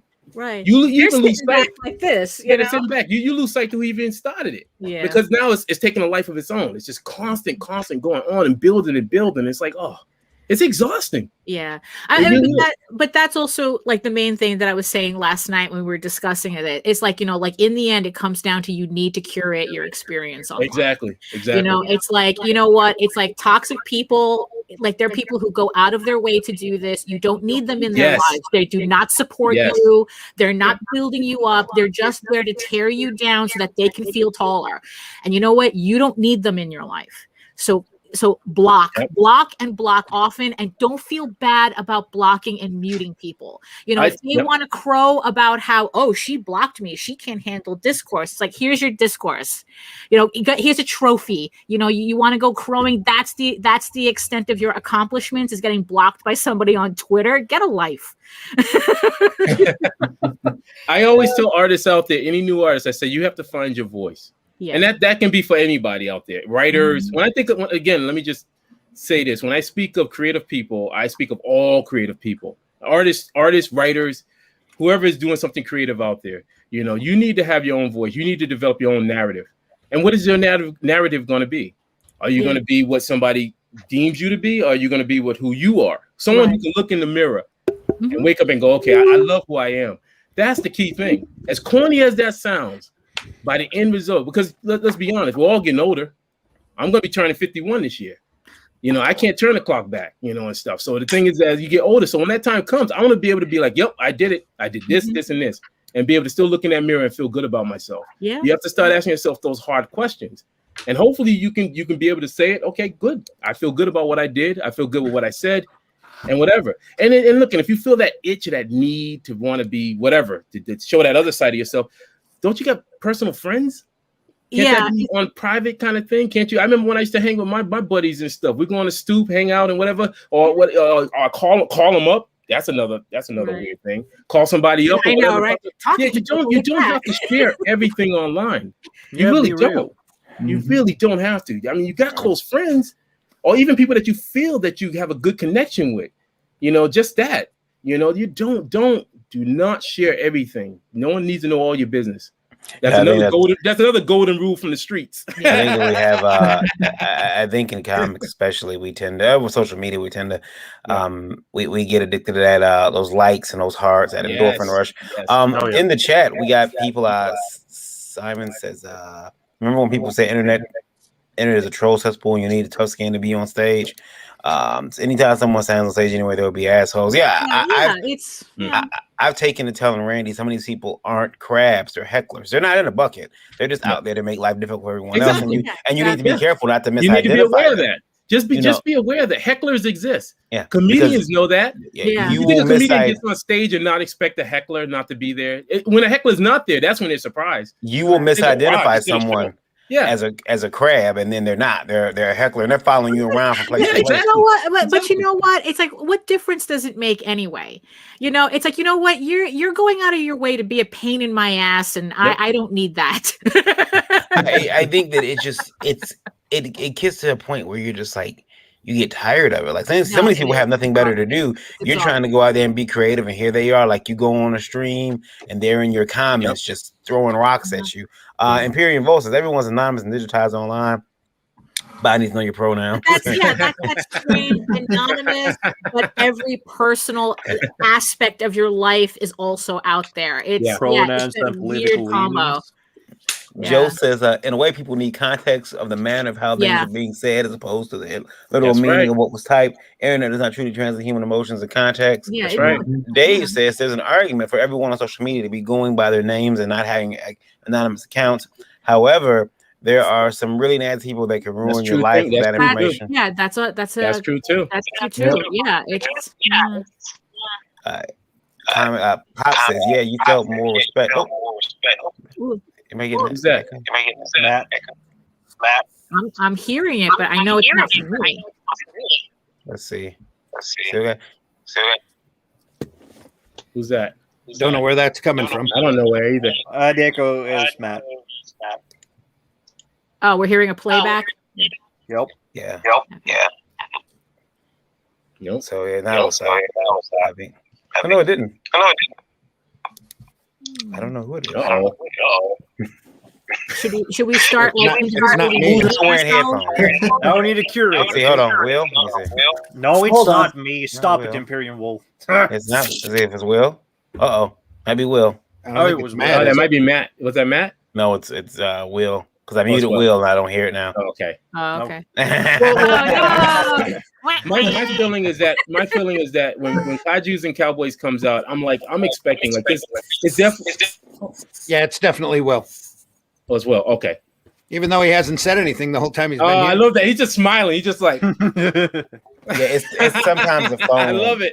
Sometimes the phone I said I'm expecting people who may not like it or not, but that's the whole point of being a creator. Right. Yeah. You got to create stuff, and don't. And one of the things that's been bothering me is that I'm really frightened by the fact that what happened with Sonic the Hedgehog, where like originally they had the design, and yeah, okay, it worked out. Like they were able to convince the studio to go back and change it. But do I want to see every project like that? No. The whole point of creating something is that, when I worked in advertising, ad agencies paid focus groups for products that were going out to millions of people. So that's what, same thing like films. Films have, focus groups because they spent a lot of money, lots of money for this thing. Now with creators on indie creators, we don't have millions of dollars. The whole point is that you're doing something that is so new and fresh and it's different, and you want to hear the voice of that indie creator, writer, artist, art, whatever. You want to be able to hear their voice. You don't want that voice to be tampered with. Maybe sure, if you want to have suggestions after you've read, because I'm starting to see a lot of artists, excuse me, showing a lot of pre-work out there. Like they go, well, can you tell me how my book is going to be? It's like, no. Yeah. Don't show your pre-stuff. Don't show, why don't you just do it? Yeah. Then once you got a finished product, you put it out there, and then if people look at it, if they actually do buy it and read it and stuff, then they can say, okay, well, I saw your book, and this is that's how they used to do. Yeah. Don't put so much. Like I even get people that contact me and they say, hey, Frank, would you mind looking at my artwork? And I always tell them, don't send me your concept stuff, right? Or rough sketches. Send me final work so I can give you a critique. I can't critique on a concept. If it's just a few little lines here and there, what am I critiquing? That's like a builder, like someone looking at a house that's just a frame. What do you think this house is going to look like? I don't know. Like, just see a bunch of slacks up there and whatever. I don't know. But that's the thing. So again, any artists out there, even writers and stuff, you need to have a finished product and then put it out there. Have that courage to do it. The Ninja Turtles, those guys, Kevin Eastman, Peter Laird, they put Ninja Turtles out. They didn't have a focus group. Yeah. They didn't have none of that. They just said, I'm going to just put it out. And they did it. And then they found their fans. And they built up on it. And they were able to drive their narrative. And I'm sure that when they went to shows and whatever, people passed their thoughts and they heard thoughts and they listened and whatever they thought they could use for their business to elevate it. They said, okay, we'll take that and we don't need. But you gotta be very courageous in putting it out there and not letting yourself be guided by this whole idea of mass internet focus group mentality, because that destroys a lot of really great ideas. Well, we all know about 4-quadrant filmmaking, right? No. Okay, so 4-quadrant filmmaking, it's a thing with the big Hollywood system. Okay. So if you imagine a square divided into 4 more squares, in one square you have men under the age, you have boys under the age of 18, and you have men, and in the next one you have men over the age of 18. In the next one you have girls under 18, and in the final one you have women over 18. Okay. If a script does not have aspects of it that appeal to at least 2 of those quadrants, it does not get considered for it doesn't get to be made. Really? Oh, that's interesting. I never knew. Yeah, I never knew that. Something like that. Like it's one of the tools that the big Hollywood suits use. Okay. Because if you're going to throw millions upon millions of dollars into a movie, you want it to succeed. You want it to appeal to as broad an audience as humanly possible. Like, I'm reasonably certain the MCU got focus tested and market tested out the wazoo before anything came out. Which is, it does certain things which, there are some advantages, all credit to the people working on those movies. They do a phenomenal job. But at the same time, there's a reason why they all look the same, or they all have the similar feel, or why the villain is usually either bland or humorous or has no soul to it. There's a reason why that happens. And if you want something to be popular, you have to make it as boring and as bland as possible, because you have to make it appeal to as many people as possible. You don't have to do that with indie books. And part of the reason why love creating comic books is because like my whole thing is like, the artistic medium matters. Like each artistic medium has something that it can do better than anyone else. If you want to generate emotion, you write music. If you want to like show a specific thing, like a visual thing, you make a movie. If you want to like reveal a person's innermost thoughts, you write a novel. If you want to do both if you want to do everything you can do with a movie and with a novel, you write a comic book. Because like that's something comic books do better than anyone else. Yeah. You can show what someone's thinking literally through like thought bubbles or whatever, or captions. You can, and at the same time you can show like, your specific vision on the page through the artwork. And the beautiful thing about the indie market is, since it is low budget, since there are no focus groups, you can do whatever the hell you want. Yeah, I agree. And sometimes it doesn't work. I mean, part of the reason I love the golden age of comics so much is because like they were just throwing crap against the wall and see what works. Like a number of golden age heroes that everyone tried to come out with that were, most of them were bad Superman clones, but there was some genuinely fantastic creativity out there. Some of them did. Some of them made it. A lot of them didn't. Like, we are living in the new golden age of comics with the advent of, indie publishing, Kickstarter, Indiegogo. And that's great. There's going to be, the next Ninja Turtles, the next great franchise out there, but there's also going to be a lot of crap. But that's okay. That's okay. That's okay. At least you tried. Yes. And that's something that, all the hecklers and assholes can, say, oh, you failed, but you put something out there. Yeah. You don't fail if you don't do. I mean, you don't fail if you, you got to do it. Like the dude. Right. Yeah. One of my mentors said that. He was a wealthy guy too in real estate. And I never forget that. He was, I was in his office and he was doing the stock market. This is back in the 90s. And I was just standing as this kid. I'm in my 20s and stuff. And he was like, see there, Frank? I just lost 30 grand. And he just, the way he said it, it was like it was nothing to a poor kid. Like, I'm a kid who's just like 30 grand. Oh my God. And he said, you know what, Frank? It's simple as this. The do's do and the don'ts don't. And that's it.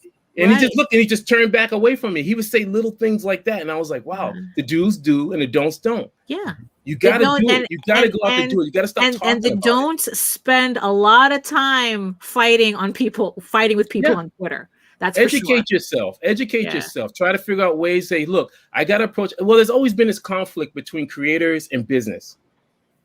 Creators will be like, well, I'm creative and I'm a create art and blah, blah, blah. But then there'd be that aspect, well, I want to sell my book.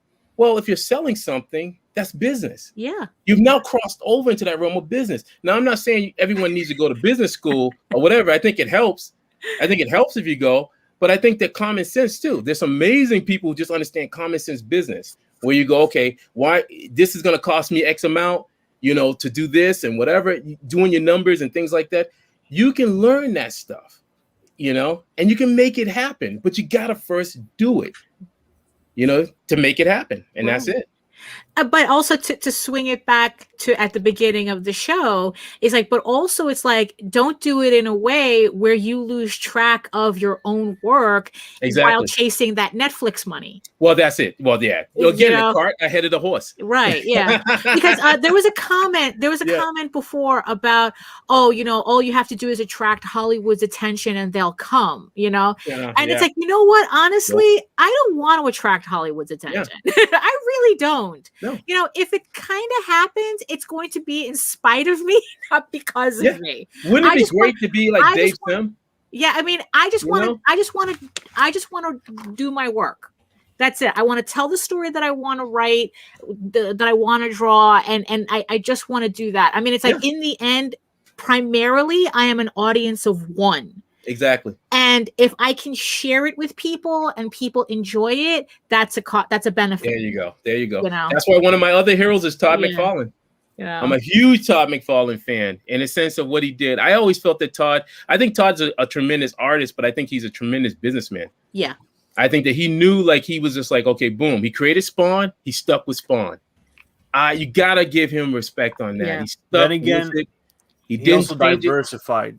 And he diversified, of course. Right. And yeah, remember, he changed to 2 industries. Exactly. You know, toys and comics. Yeah. Think about that. But he still did the Spawn comic book. Yeah. And he did toys and all that other stuff. So I mean, that's like, it's like, imagine that. Like, you just do your own thing. You just stay right in your line. And then over the years, he said, okay, I'll start doing other people's stuff too. Right. Yeah. Yeah. Yeah. Wow, look at this show, man. Right. What you guys expect? I mean, what you guys expecting? Variant's Usually been a gone lot of cursing. Variant's been gone for about the last 15 minutes. Oh, no. His computer decided to do an update. Matt has come and gone about 5 times since my computer was about to do one too. My computer was about to do an update, and I was like, oh no, that's why I was all freaking out. I was like, oh dude, don't shut off. Don't. Will and Chris haven't said hardly anything. Well, okay, Chris you want me to talk? I'll talk. I am just surprised that we haven't heard the clip. Oh, the clip. Which clip? You know the clip, Randy. Okay. When people start complaining, they get Daphneized. Oh, yeah, yeah. Daphne, do we have something we want to add to this? Yeah. Stop sucking that dick. Cut out. What? Wait a sec. That was too quick. That was too quick. Can you play it again? Daphne, do we have something we want to add to this? Yeah. Stop sucking that dick.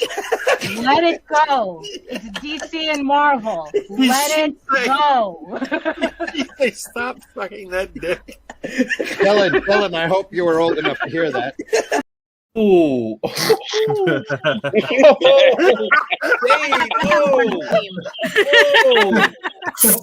Okay, we see what we're working with here. Whoa. Oh, it's that kind of a show. Yeah, I know. Oh, snap. Didn't know, huh? Didn't know. She brought it. Yeah, she brought it, man. Sometimes you have to narrow it down to people. You know, you got to narrow it down to something that they can understand immediately. A little spicy. Cheers. Will, you're still echoing. We also have this clip if the industry gets out of hand. What the fuck is the matter with people in this business? Oh, man. I like the do you draw the Flintstones naked? I was just going to spring that because he's here. That one is just we play when it's just because it's fun. Here's a question for you, Frankie. Okay. Do you draw the Flintstones naked? There's a market for that. There's actually a market for Godzilla having sex with Mothra. So, fuck yeah! I'm good. I'm good with that one. Yeah. Well, you're gonna have to mute yourself until you're talking. Okay. There. Okay. All right. There you go. But, I want you to have control of your microphone, though. I can shut you off from here, but I have to turn you back on again. Oh man. Ooh. Yeah. But you are echoing. You need to get some buds or something. I think Varian is just using computer issues as an excuse to get out from this show because he kept giving me hob about getting on here. Well, you always come in at the last 10 minutes. Oh man. Yeah, I'm fashionably late. All right. Well, there's fashionably late, and there's incredibly late. Sugar only arrives. You're always welcome on to here. Arrive. That's right. Neither early nor late. And anybody out there in the chat, we ran the link right first off. So if you wanted to get in here, you're gonna have to climb up that chat board and snap that link off. So I'm not gonna. You're welcome. Gonna sound racist, but there's a thing called African time. What? Yeah, what? Have you heard about that? Hello? Oh, please be careful. So they're creating new words and stuff. No. I'm not creating time.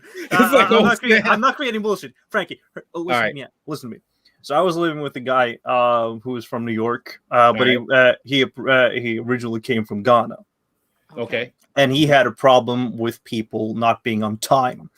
So what he wanted to was that he was going to buy a those big wall watches, those wall clocks. Yep. Yeah, he wanted to buy like a bulk of that. And when he returned to Ghana, he said to me like, "Yeah, I'm going to give everyone a clock like this and wear them around the neck so that they will come on time, because I hate people being late." Because he was he was raised in an environment where people were like, "Oh yeah, I'll drop by whenever," because when they say 2:00, they mean 4:00. So that's what he called Africa time. Yeah, but isn't that like Flavor Flav? Yeah, right. Yeah, it is. It is Flavor Flav. It wasn't for time. And Matt is back. Matt is back. Apologies, I'm running this off of a rinky little Chromebook on Wi-Fi. So StreamYard. Yeah, apparently your Chrome your laptop can only handle us 10 minutes at a time. It seems like that. Maybe less. If it does this like 3 more times, I'll just leave. Look, 3 more times and the show will be over. So we also want to we definitely want to let people know that our Kickstarter starts tomorrow too. Yes. Do you have a launch page and a link that? Yes, we do. How do we get it in there? We got to get it into the chat. There's a private chat button over there that you can throw that link into, and we'll get that up there. Or or if you wanted to share it, there's a share button along the bottom. That's a share screen. All right, give me a minute. Yeah, let's talk about kaijus and cowboys. Let's do that. Please. Yeah. Hey Matt, you doing it or me? Oh, is he gone? I'm doing it right now. Welcome. Oh, you're doing it right now? Trying. Okay. You handle it. Right. Yeah. Just throw the link into the private chat. Don't try to tax your laptop any more than Because also another thing that we were talking about at the beginning of the show is just remembering to bringing back having fun in comics. Yes. Mm-hmm. That's one of the reasons why I love doing Sunday Funnies, is we try to do that Sunday mornings at 9 a.m. Eastern time here on the Indie Volt Radio Network. Yeah, I mean, the biggest thing is that I'm so happy I'm not throwing shade on any I love superheroes, I love fantasy, I love horror. I mean, I love werewolves, but I love giant robots and I love giant kaijus, giant monsters. And the thing about it is that you're starting to see this resurgence of these characters, these creatures, the storytelling and stuff like that. And I'm just like, we're right in this moment right now. Yep. And it makes me so happy. And I'm just happy just because I'm seeing a lot of new artists just posting their work out there of these illustrations of this. I'm happy. I remember I went to a show and this little kid, the last show I went to, and he was like, before the pandemic, was this little kid, and he's telling me everything about Godzilla. Mm-hmm. I was beaming, man. My cheeks were purple. I was like, oh my God. I was like, oh yeah, tell me more. So, and he was so knowledgeable about it. And I'm like, that's it. So again, it's like me and Matt are at this right there. We're just another part of this vast tapestry of this genre. So this genre is now floating up there, I say really close to the superhero stuff and the fantasy stuff and horror too, So I'm like, yeah, man. I think you're seeing the genres just get knocked wide open. You're seeing a lot more Western books get crowdfunded. There's a lot of really interesting projects coming through. I love the West.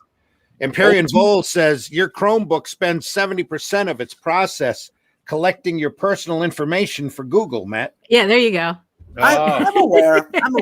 Honestly, it's like my tactic for countering government surveillance on your devices. Just tape on it. This is why I love this man. This is why I love him. Inundate them with porn. Just all the porn all at once. Just Empyrean also says don't and links to serial killers. Yes. Empyrean also says don't tell Varian you love werewolves. Oh, I love werewolves. Yeah, no, werewolves. The Howling and American Werewolf from London and the Wolfman, the original Wolfman.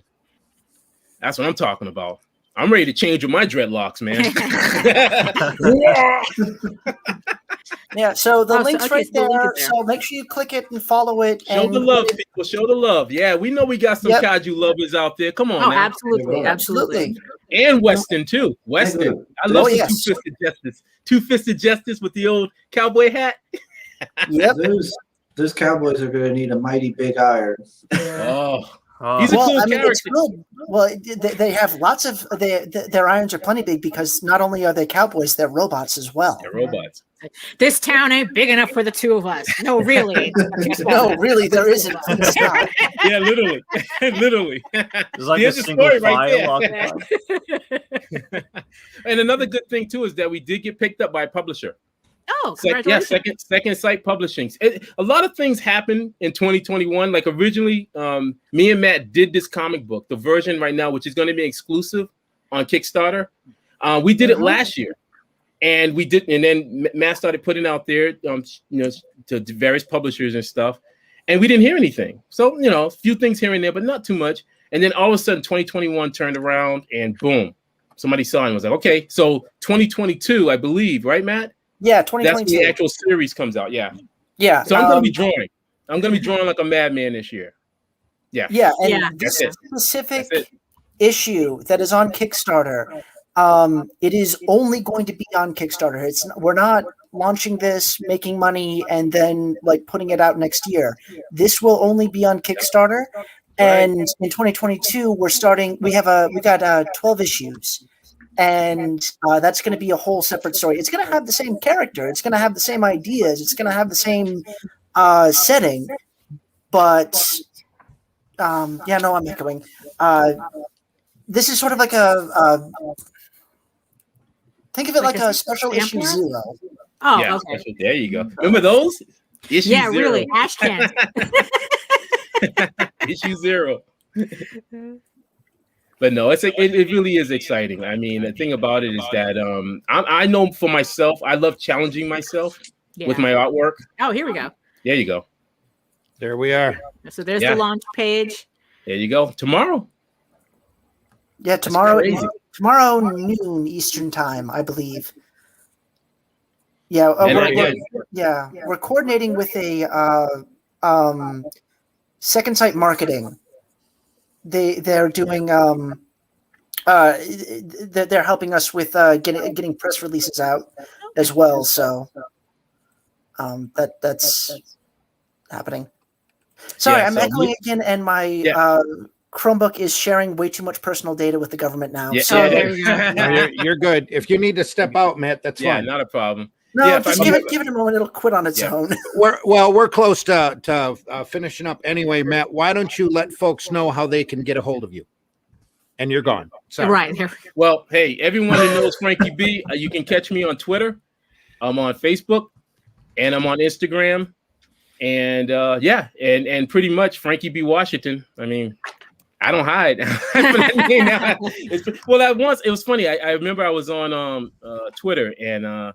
I was talking about names, how it's very important. My art teacher once told me, he said, Frank, when an artist, when you sign and stuff, you should let people know. You should be legible. You should let people know who you are because you yourself are the brand. Yep. And then you're pretty much selling yourself.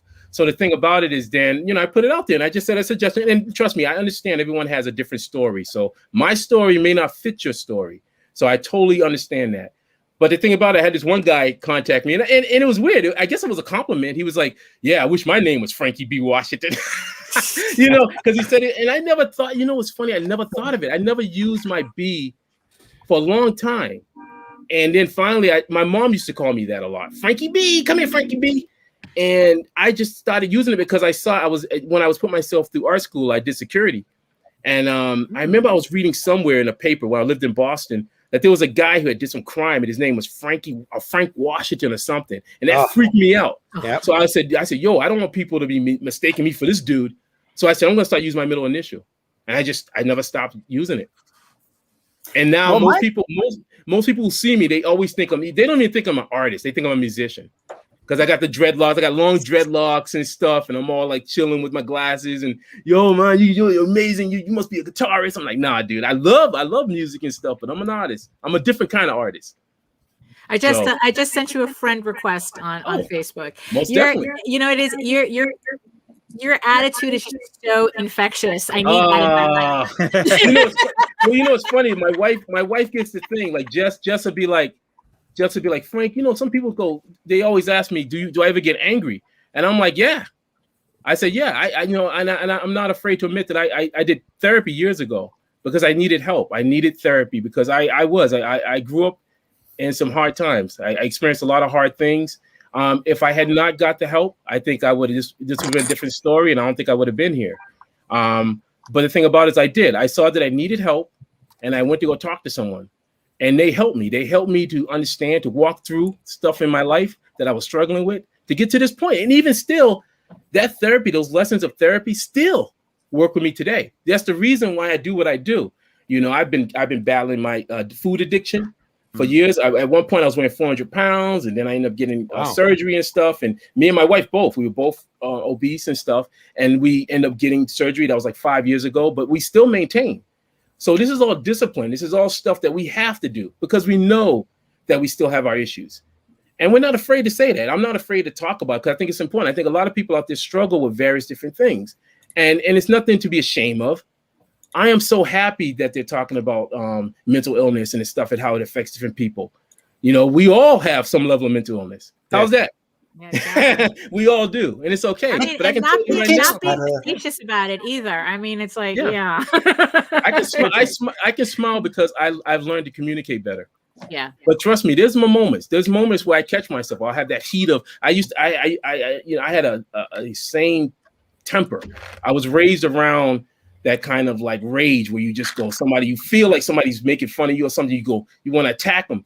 And I had to get to grips with that. Yeah, I really had to get to grips with it. Sorry. And so now I work on it. Yeah. What happened? Yeah, sorry if that sort of like set off the anecdote and all that stuff. I didn't mean like to do that. Dude.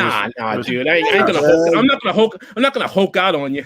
But no, it's just a thing about you just gotta learn that there's tools out there. Yeah. You know, who wants to be angry all the time? No, for real. And the thing is though, it's so easy to be angry and cynical and get really wrapped up in it that I really do appreciate people who know how to transcend that. I mean, it's kind of like, okay. I work on it every single day. I work on it every single day. Let's just say that it never ends. Mm-hmm. And that's the whole point. You know, I always tell my wife when I used to go out, I'll go running and stuff. I would just see a squirrel trying to get across the street. And I go, what am I complaining about? This squirrel just trying to get across the street just to get to that nut across the street. Yeah. They may not even make it across the street. That's true. Yeah. So think of it. If you start thinking in stuff like in the terms of things, you go, well, you know, I'm able to move. I'm able to walk. I'm able to put my pants on, my shirt on. I'm able to suck in the sun or whatever it is. That's something. And for our radio listening audience, who's echoing? Sorry, Matt. I'm gonna. Yeah. Nope, somebody's still echoing. It's not Will. Is it me? Is it? I don't know. It's not me. Yeah, it sounds like you. It might be you, Frank. Frankie, okay. It might be you. Anyway, for our radio listening audience, we've been talking to Matthew Blair and Frankie B. Washington. Their book, their campaign starts tomorrow. Their book is called Kaijus and Cowboys. Make sure you look at that on Kickstarter.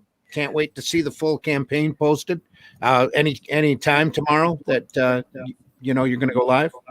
Hopefully noon Eastern Standard Time. Noon Eastern Standard Time it goes live. So noon. Be looking for that. High noon. Oh, duh. Yeah. Guys, we appreciate you being on. Matt, tell folks how they can get a hold of you. Well, you can reach out to me on Twitter is the place where I'm probably the most active now. I'm also on Facebook when I decide to pay attention on that. But yeah, it's mostly Twitter and Facebook. Okay. Frankie? Hey. Want to tell folks how to get a hold of you? Twitter, Facebook, and Instagram. And just Frankie B. Washington. Cool. Chris, are you there? Yes. Tell folks how they can find you. You can find me on YouTube as Sugar Chris, and you can also find me on Twitter at Sugar Chris. Most of the links should be available in the chat. Okay, yes, excellent. That too. Thank you. Will, tell folks how they can find you. You can find me as JokerFan on Twitter, JokerFan1969 on Instagram, and William Pace on Facebook. I love that voice. Why, thank you. Jake, tell folks how they can find you. Well, if they can't find me bombing on stage here or other places, they can go on twitter.com and the handle's there on the screen. I don't want to go through that hold that tongue twister. So yeah. Okay. All right, right on. Daphne, tell folks how they can find you.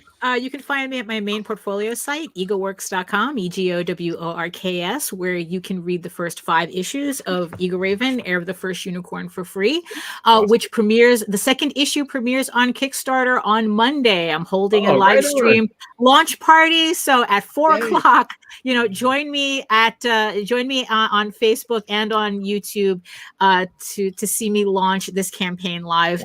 You can also find links to my other comic, Tall Tales, at talltalesonline.com. That's TAILS, where we have less than a week, probably like 5 days left on the campaign for the Volume 1 trade for Thieves Quest, which starts the series from the very beginning. When I say 1992, this is the series that I started with. So it's all here in a nice, convenient trade paperback form. So like I said, you can find everything, all my links at egoworks.com, EGOWORKS.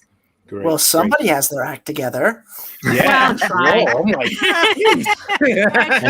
God. You've been listening to an episode of the Breakfast Buzz. I'm writing down notes April right now, 29th. man. I'm just like, okay. Okay. You've been listening to an episode of the Breakfast Buzz for April 29th, 2021. I guess I am your host, Randy Zimmerman. Varian Grant is still gone, updating his computer. I want to point out that Saturday at 2 p.m. Eastern Standard Time, Indie Volt has a special program called, he said, scrolling to the card, Pitches Be Crazy. Where we talk about crowdfunding campaigns from an entertaining light with Brandon as your host.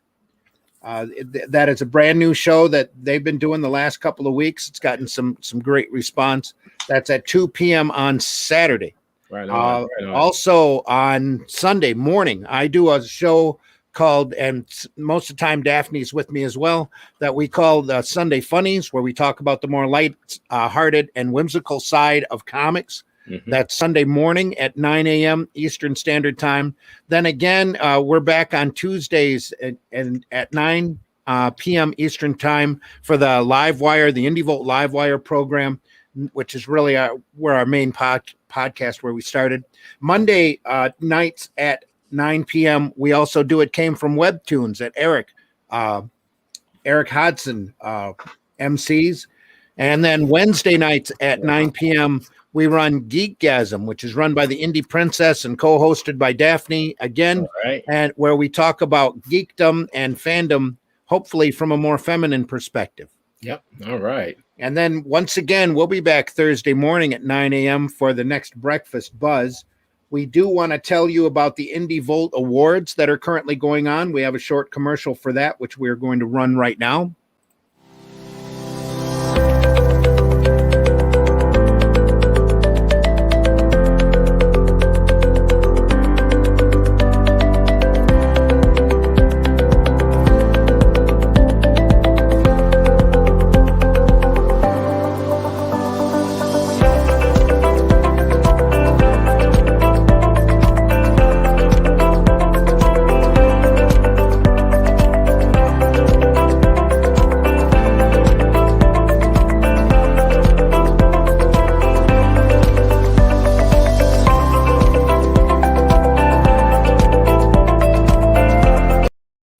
And it always ends really abruptly. That's a alternative and independent comics award show where we are trying to elevate the recognition for independent and alternative comics. A nationally sponsored awards event. That's a judged event. There is a small entrance fee to have your book considered, and that fee goes to Autism Speaks. For more information on that, go over to indievolt.com or indievoltawards.com to learn how you can enter your book into consideration. It's a very small fee. I think it's like $5 or $6 right now. And we did that on purpose in order to our sponsors wanted us to do that because that's what the other award shows do, actually. But the only reason we did it is if we can hand it off to a charity, and that's Autism Speaks. So, and that's going to be broadcast live from Dave and Buster's on September 18th on the Indie Volt radio network, also on Facebook and YouTube as well. We're looking forward. That's going to be an official, like an awards event. Physical awards will be given out to the winners. It's a judged event. There's only one category that's really that you can consider to be a popularity contest. All the other events, all the other awards will all be at the judge's discretion. Okay. So we're doing that in order to try to raise the recognition of the quality that you're currently finding in the alternative and independent market. Awesome. Right now. Awesome. And we're really happy that Dave and Buster's has come on board with us on that. And we have a number of national sponsors that are on as well. Mix them. Like there you go. There you go. Wow. And again, we're really happy to have that. That's starting up in September. We want to point out that you can listen to us at any time through indievolt.com at the Indie Volt Radio. Whenever podcasts aren't playing, they're playing a selection of alternative music. That's not the normal stuff that you would hear on most any other radio station. A lot of independent bands, a lot of independent music. You can get a hold of the app through Google Play and through Streama. And if you ask Alexa nicely to play Indie Volt Radio, she might know what you're talking about and set that up for you as well. Indie Volt also has a Roku channel where we play podcasts such as this that might be a little bit too rough for YouTube, as well as other programming, movies and wrestling shows and the like. Jump over there on your Roku channel. It's Indie Volt TV. We want to invite everyone to write us. We welcome your comments and suggestions, your problems, your questions, even your statements, if you have to, at IndieVolt Live at indievolt.com. And please include Indie Volt Live in the subject matter so Varian will know it's a question that we need to read on the air. And please keep those emails to 90 words or less so that Varian can type them up, hopefully onto a card if he has the time to do so. Right. Or we'll be able to address that short and sweet here on the radio. Going out, we want to thank everybody for being with us. Frankie and Matt, we're going to have you so back much. On again. Yeah, definitely. As soon as your campaign's up and running. Thank you so much. We appreciate you coming on. Jake and Chris and Will, we appreciate you being here as well. And Daphne, of course. Thanks again for being here. Right. I've been your host, or I guess I am your host now. I was the co-host. Randy Zimmerman, you can find me on Facebook. You can find me on Twitter under Randy Zim. Get a screen grab on that one. Yeah. Indie Volt. Get shocked by it. You can find me on Twitter under Randy Zim. You can find Arrow Comics 4.0, which is a comic company that we are resurrecting. Used to be around back in the 80s and then in the 90s and then the early 2000s. And now we are back again doing product for the direct market and doing crowdfunding campaigns. Wow. That'll be coming up. Our crowdfunding campaign right now is, let me dig that up here. I got it right here. The Indie Volt Revolt Sequential Art Collection. We are still sitting at 55 backers with a little over 2,000. This is a collection of black and white short stories by a lot of the talent that you have heard here on the Indie Volt Radio Network. We have a special PDF that we offer for any sales outside of the United States. But if you're in the United States, this book is 130 pages long already. And we're adding 10 pages with every 25 backers. So another 20 backers to this is going to make this book 140 pages long. All the stories are self-contained short stories, beginning, middle, and ends. Lots of IPs, like, for example, Only Death Can Save Us has a fantastic story in there involving one of their characters getting into a bar fight. There's a wide variety of stories. We have the secret origin of the dreaded dinosaur man that Eric Hodson does. This particular illustration is an example of an adaptation of a Norse poem that Emily Zelasco had done. It's an amazing piece of work. Like Hatch, Singularity. Hatch is a character created by Glenn B. Fleming, who we've had on the show a number of times. That's a scene actually from some guy named Jake. Did a story for us about Detective Ted Tired. Tea Party for Two. It's tight. It's awesome. and a lot of different influences. Like here you see a manga influence story that J.R. Harris did for us called A Traveler's Desire. It's a lot of great stuff, all in black and white, 130 pages. It's a flip book, so there's 2 different cover sets. One set, it has Russ Leach with a back cover, front cover, with an additional cover of Mischievous by Daphne. And then the other cover is a Chris Scalf cover featuring Jetpack Girl with another retro Ram cover that Kirk Jarvinen, Jason Moore, and Chris Hall did.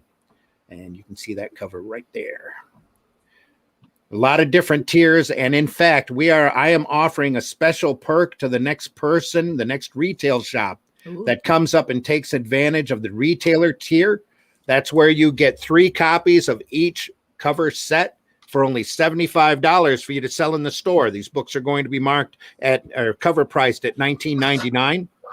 If you come in on that retail tour or tier at $75 and you pay that shipping, I will include the first 2 months worth of Arrow comic product. I will send you 2 copies of each book to your store personally. Wow. Just for being part of the Indie Revolt book and getting that book to display at your store. And that's going to be 8 titles. So we're going to be doing 4 books a month starting in August. Looking forward to that. That's going to be a lot of fun. If you want more information on just what Arrow Comics is doing, do go over to the Facebook page, Arrow Comics 4.0, and take a look. Whenever we get artwork, whenever anybody shares any art, we always throw it up on the page to let folks know. And we'll be doing some more additional title announcements here shortly, very shortly. We have another 3 titles we haven't announced yet that are coming out in September. And we're really looking forward to that. The books are going to be bi-monthly, so we're going to flop 3 titles bi-monthly with each other, and then we'll be printing hybrids by Luke Stone as well. So what you're saying is that 2021 is a very busy year for the indie comic industry. Oh, yes, very much. Boom! Everybody's expanding. Everybody's that's right. Exploring. Busy year. But Arrow Comics wants to do crowdfunding books like the Indie Revolt book. Our next crowdfunding book after that was probably going to be a Tales from the Aniverse Omnibus, which is a title that I did back in the 80s with Arrow Comics, along with Susan Van Camp. And all of those stories, most of those stories haven't been seen in 30 years or so, but it's a really great science fiction, funny animal universe. So can we all agree that the comic industry isn't dead? It hasn't. Look, it hasn't been dead. Just like publishing isn't dead. I have 7 Kickstarters to run this year. I'm too busy to be dead.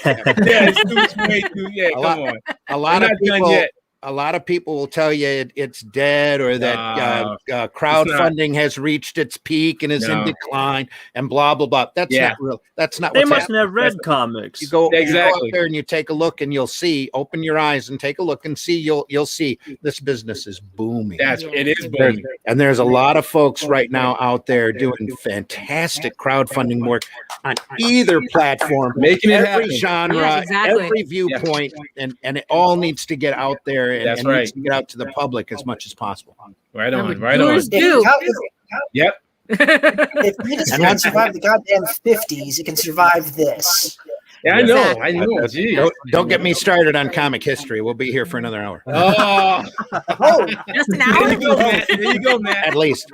Save it for Sunday Funnies, all right? Sunday Funnies. Yep. All right, everybody. Thank you so much for coming. We're going out with our Thank you so much. We wish you the best. Guys. Have a great rest of your week. Stay healthy. And he said stalling for time. Here we go. Where is it? Keep that art flowing. Please. And the creativity strong. That's it. Right on. Doers do. Doers do. Go do. Yeah. Go do. Yep. That's right. Take care, everybody. Talk to you soon.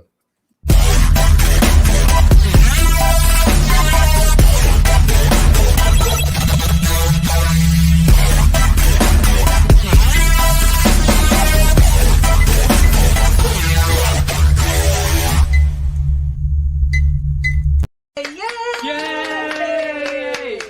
Think about what you've accomplished. You bunch of losers! You're working with a professional here!